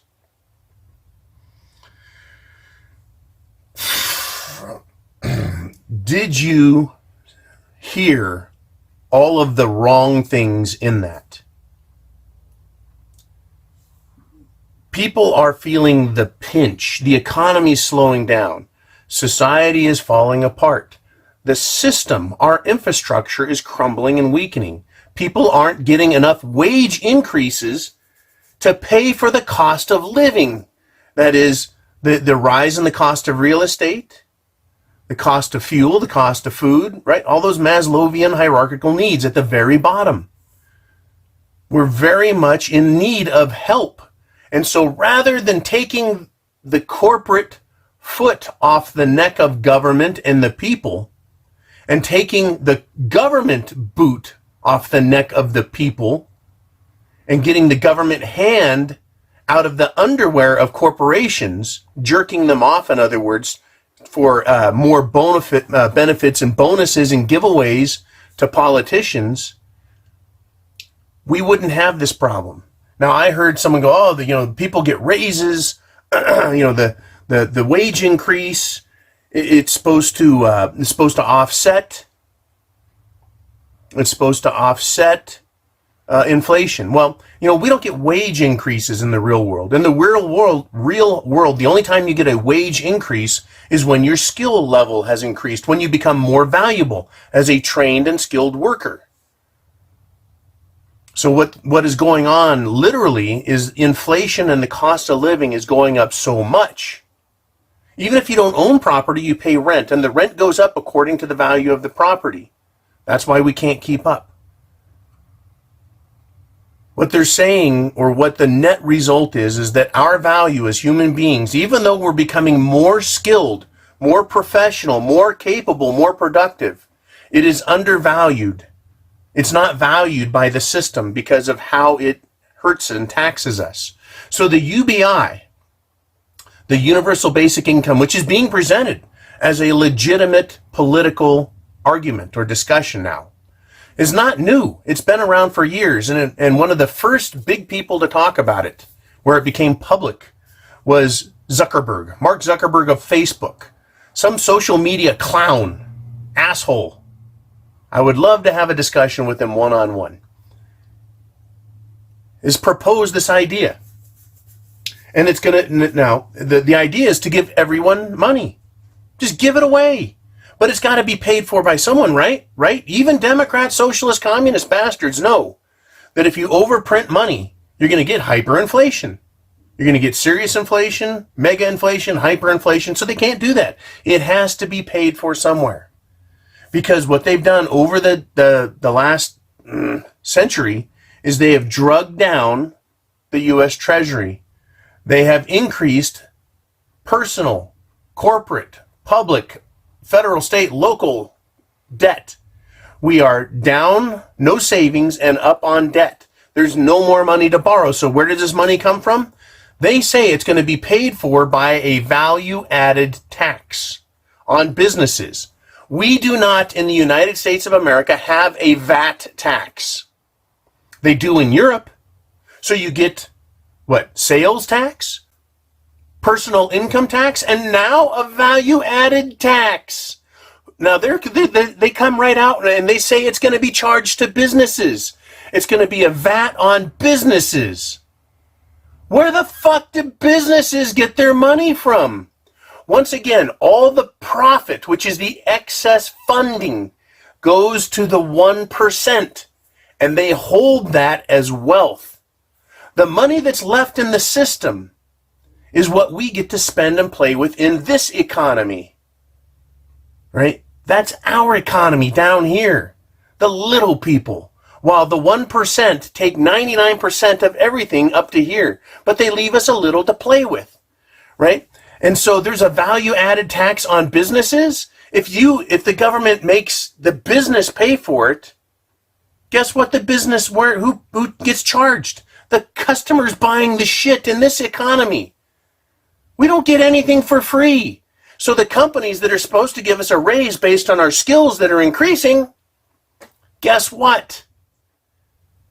You're going to get less of a raise because, well, there's going to be less money because they're going to have to pay a value-added tax. The people up here in the 1% are not going to give up their wealth and profit. Otherwise, why should they leave their money in the system at all?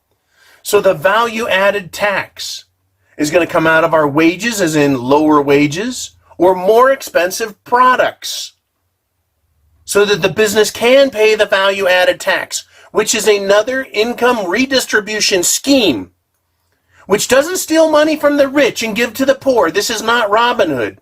This is the government mandating businesses steal money from everyone across the board so that businesses can pay a value-added tax, so everybody gets the universal basic income.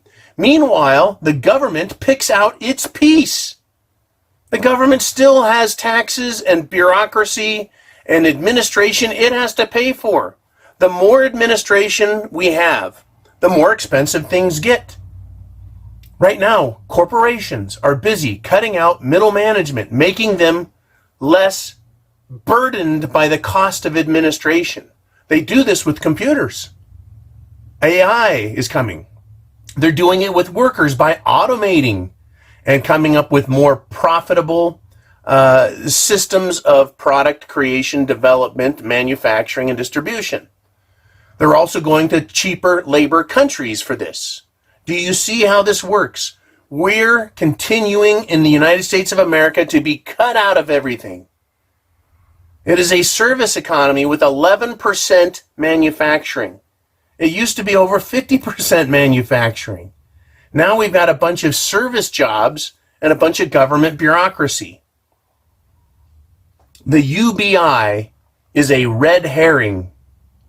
People who are very poor, actually everyone will get it, but people who are middle income, upper middle income, lower middle income, you're going to pay more for products to pay for the people below you not having jobs. Now they're going to stick their hand out for $12,000 a year for nothing.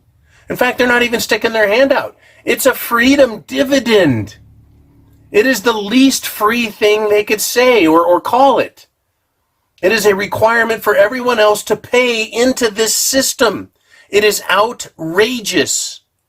It is communist. And it's being called freedom. Once again, the Patriot Act, Freedom Act. It's all a big sham. And the downside of this is it is going to make the system even more broke. It is going to make the people down here on the bottom, not the 1%, but the people down here on the bottom, it's going to make us even more destitute than we're going to be in 10 years, in 5 years. I've got another story here. Thank you, Chris.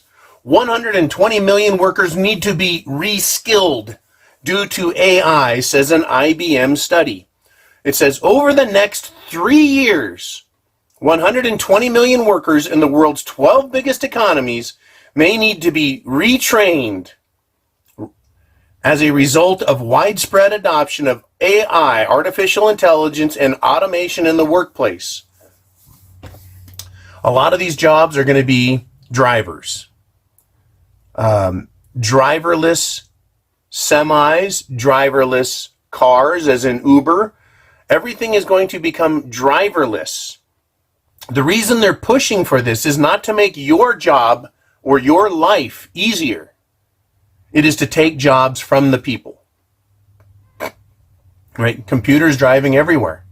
Never mind that these new cars are killing people and running into them. They say, oh, well, regular people do that. But these computers don't get drunk. They don't get tired. They don't get stupid. They don't get distracted. So their accidents are caused by what? Probably other humans. It's always other humans. And that's probably largely true. But this is the idea. These corporations, the 1%, once again, are looking, where can we cut our costs to get us up here more money so we can live this isolated second world life? Super wealthy, super rich, above the law, playing by special rules. How do we get more money up here? Right? Well, CEOs taking free money from the government and the banks and not giving it to us and letting us create an economic system down here that flourishes, but rather they take that and buy back their own stock, give themselves bigger bonuses, and then ask us down here to pay for it. You see, if Americans and the world at large understood to a greater degree that the 1% up here is enriched by government and banks who take money from us through taxation, and they get their kickbacks, right? But we're not flourishing down here because of the theft up there. That is how aristocracy has always worked. They administrate things, they run things, they own the big businesses, they own the banks, and so they get their cut no matter what, even if it hurts us down here. This is a tragic system. So if 120 million workers need to be reskilled, retrained, to do what? That's the question. To do what? And we've got to understand that as this all comes down, as this system comes apart, we're going to have a dystopian nightmare. Meaning, we're going to become very poor. We're going to have more crime. Oh, well, then we got to get the guns off the street. Right, of course, that makes perfect sense. If you are the 1% that have screwed everybody, and the government, which has screwed everybody, and you don't want to get in trouble. There's two things that the wealthy have always feared: death and the people. They fear death. They don't want to die. They've got it so good. And they fear the people discovering the systems by which they use to control us all and benefit off of our hard work and labor. And you see, the terrible part is how many fucking yachts do they need? How many mansions do they need? How many cars do they need? Apparently more. They need a new one for every day of the year and whatever. But they can't even leave us alone down here with our liberties in place, with a good standard of living. They've always got to be fucking us and sticking us with more rules and jacking us around and taxing us more and control. Why? Leave us the fuck alone and you can have your stuff up here. But no, they want more money, more control, more domination, and they're fucking the system up. In the process of creating their separate and distinct breakaway economy, social, global control, economic, political, legal system for themselves, and social system, they've got a dick with us down here. Up here in the super wealthy, they know what their gender is. They know what money is. They know what the law is. They know what the truth is. But down here, we're all confused. Well, the law says I get free money. I should have free money. Right? Well, the law says I should have free health care. Right? The society says I don't know what my gender is. Society says I'm not allowed to make any decisions or come to any conclusions. I'm not allowed to think. Because if I think, I just might see who is controlling us, why, where, when, how, and who. They don't want you to think. They don't want you to talk. They don't want you to be able to defend yourself and certainly protect yourself from absolute tyranny. Back to the Medium.com article. In the next 12 years, 1 out of 3 American workers are at risk of losing their jobs to new technologies. The other article said in the next 3 years. And unlike with previous waves of automation, this time new jobs will not appear quickly enough in large enough numbers to make up for it. This is Yang's campaign site. Again, Yang's campaign site is quoted as, to avoid an unprecedented crisis, we're going to have to find a new solution, unlike anything we've done before. It all begins with the freedom dividend. What a pile of shit. Once again, the freedom dividend is paid for by businesses. But they just raise the price of the cost of a product. So once again, right, the wolves are up here in their den, and the sheep are in the field creating more sheep, more wool, more meat, more wealth. The wolves aren't going to give up their good living. Neither will the government, which is the administrative arm now of the hyper wealthy, uber hyper whatever. The UBI is not going to make up for it. It is not going to come from the rich. They will not pay a penny for this. They will just raise the cost of living and make us redistribute wealth so that everyone gets a more equal share of what is left over for us in this economy. Meanwhile, these people up here are going to continue to buy more land, have bigger yachts, have more cars, control more businesses, more technology, live longer, healthier lives, while us down here get fed crap, literally in our mouths and through our ears and our eyes. And we're told by Yang, right, that everything will be fine. It'll be difficult. No, shit is going to hit the fan. The system they have created is going to fail, and it's failing miserably. And the best we could hope for is something along the lines of the movie Elysium, which means heaven, by the way, where the uber rich are completely separated from the people who live in absolute abject terror of their government and terror of each other. Terror, while they try and eke out a living. It is completely the wealthy and the peasants once again. Only this time, the difference between, let's see, aristocracy and peasants is, well, aristocracy has a nice castle. The peasants live in stick shacks.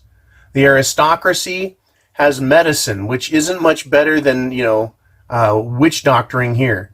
500 years ago, the aristocracy had clean clothes, right? And these people down here still had clothes, just not very clean.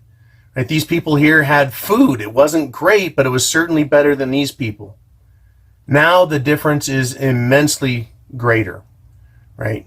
But we still have nice things and we can live, right? I've got a clean shirt, got heat in the winter, got cooling in the summer. I got some form of medicine, right? Some form of medicine. I've got food in a fridge. I've got hot water on demand. But as this dystopian nightmare comes into play, as shit really starts to come down, these things are going to disappear or become less reliable. And we can, and more than likely will, end up in a situation where these systems fail altogether.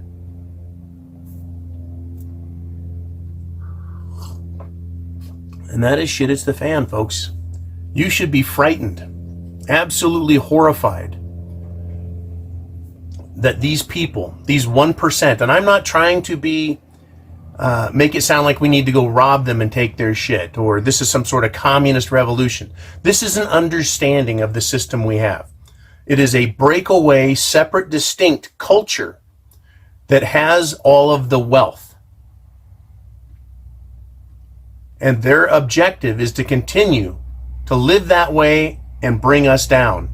Vaccinations for all of us down here. Never mind the cancer. Never mind the illnesses. Never mind autism. Never mind all the chemicals in food that are chemically altering and neutering people. Chemically altering and neutering people. If you don't like the word neuter, how about sterilize? Chemically altering, neutering, and sterilizing people because they need to get rid of this population. There's not enough jobs. All the jobs in factories are going more and more to AI, that is computer technology doing the thinking, because it only has to be thought once correctly and then it can be programmed into a computer. And the computer continues to make all those management decisions, all those economic decisions. That's how this works. And even though automated assembly lines aren't as good as those run by people, the argument is, oh, yes, they are. No, but it's certainly cheaper. And what do they care if the products they create to give them wealth up here create shit products for us down here? That's okay. We'll just buy more. But if you look at what's going on, the systems are collapsing. The systems are collapsing. We can't escape this.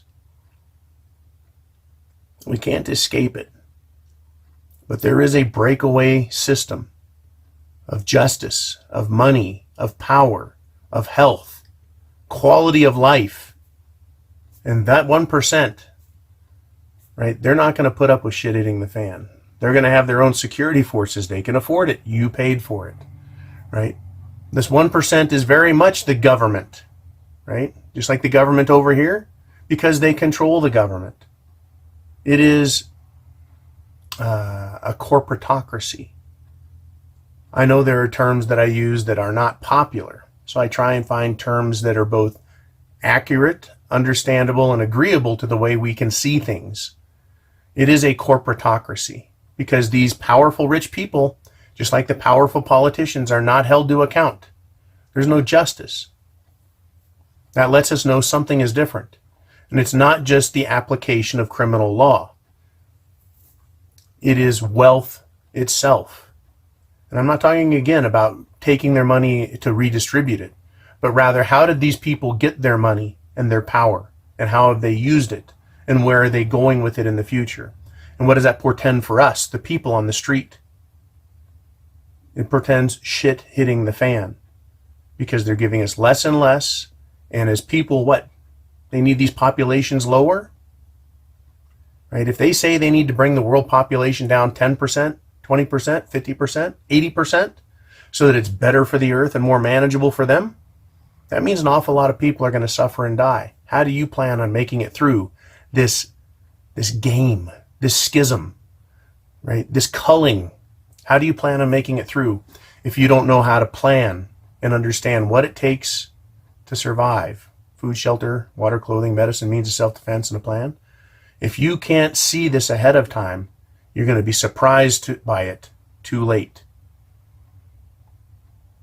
Again, if you can't see what's happening ahead of time, you're going to be caught off guard. You're going to be surprised, and it'll be too late. Chance favors the prepared mind. Is yours. Godspeed to you all. Get prepared now. Because there's going to be a surprise moment when they start making more announcements like this. Right? And this pacification. Oh, we're going to give you $12,000 a year. Really? That's just another hyperinflationary move. It's been done in the past, and it always has the same results. One of those results, and the most important one for the government, is that it fools the people into thinking everything is fine, and they don't realize what's being done to them. Semper Fi.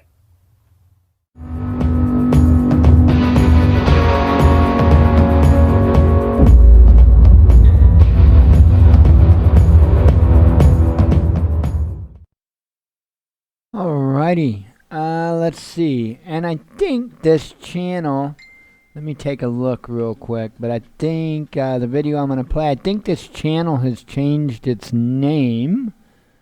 I'm trying to remember exactly what it was. I think it was something like Michael the Bruce Preparedness is what it was, I do believe.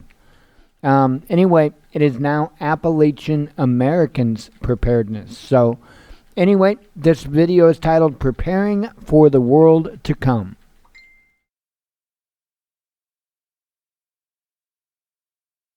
All right. Hope you're having a good Tuesday evening. I am in the tool trailer, as you can see. Anyway, kind of like being in here. It's like my garage. Anyway, I don't have a garage. But I want to talk to you for just a few minutes. I know it's strange. It's a strange place to be talking. But anyway, I want to talk to you for a few minutes about prepping, of course. But not prepping for disaster, man-made or natural. Not prepping for that. Not prepping for a grid-down situation, a famine, or that sort of thing. We should already be prepped for that. And if you have children or grandchildren and you are not prepped for that, then shame on you. I'm so sorry, but shame on you. You should be prepped. You have life insurance. You have health insurance, auto insurance, home insurance. Why not have prepping or preppers insurance? That's food insurance, tool insurance. That's tools that are powered by hand, muscle power. Why not have that sort of thing? All the things that have to do with prepping, why not have that insurance as well?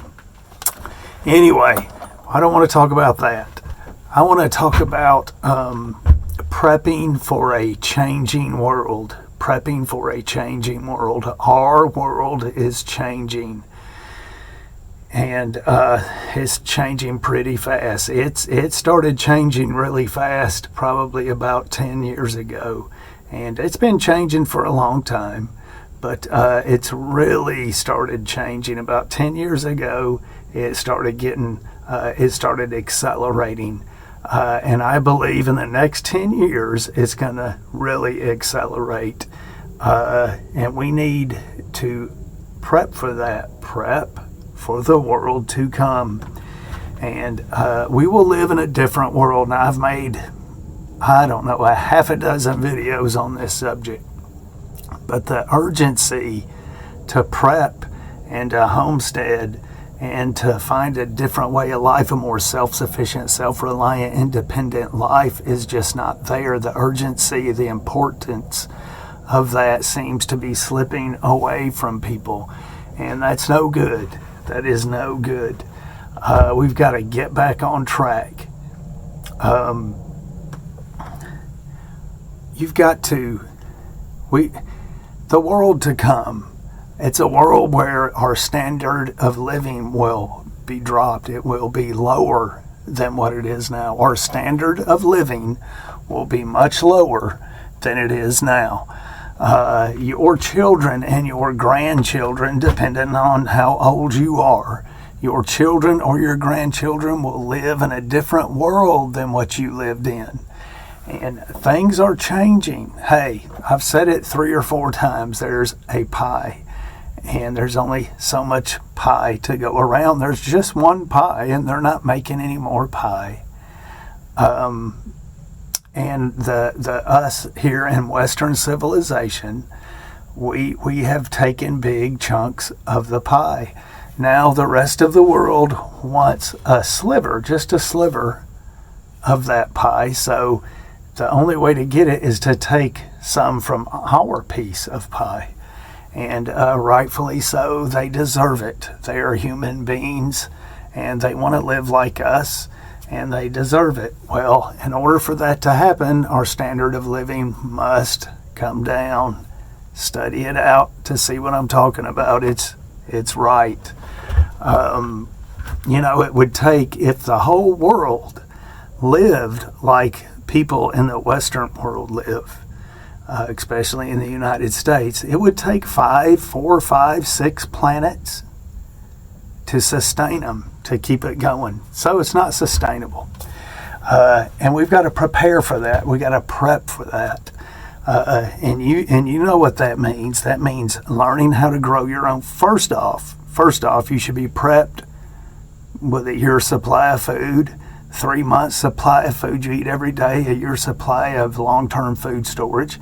That is still cheap.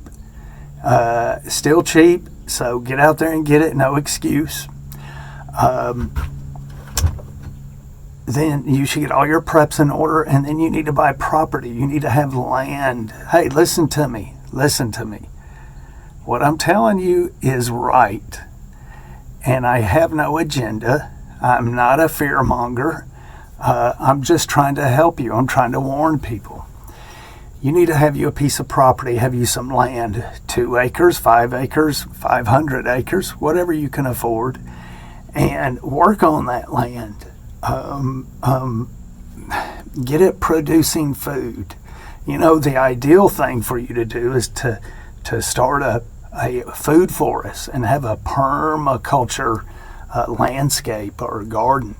But a food forest is very important, and my property up in Tennessee, our property in Tennessee, I'm hoping to turn that into a food forest. It's already a food forest, but I'm hoping to help it along the way and put some more things in there to help it produce more food and tastier food and whatever.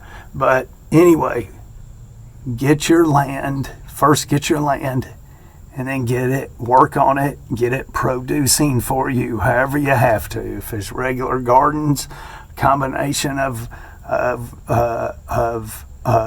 regular gardens and permaculture and food forest and that sort of thing.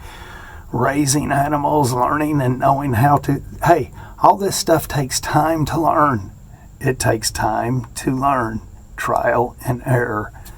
But you've got to get on it. Raising animals, milking animals, making cheeses and that sort of thing from the milk. Storing and preserving meats. Learning how to cut up an animal and butcher an animal properly. So important. These things take time to learn. But if you want your family to live a good life, and I'm talking about your future, your grandchildren, if you want them to live a good life and to be safe and secure, then they're going to have to be self-reliant and self-sufficient.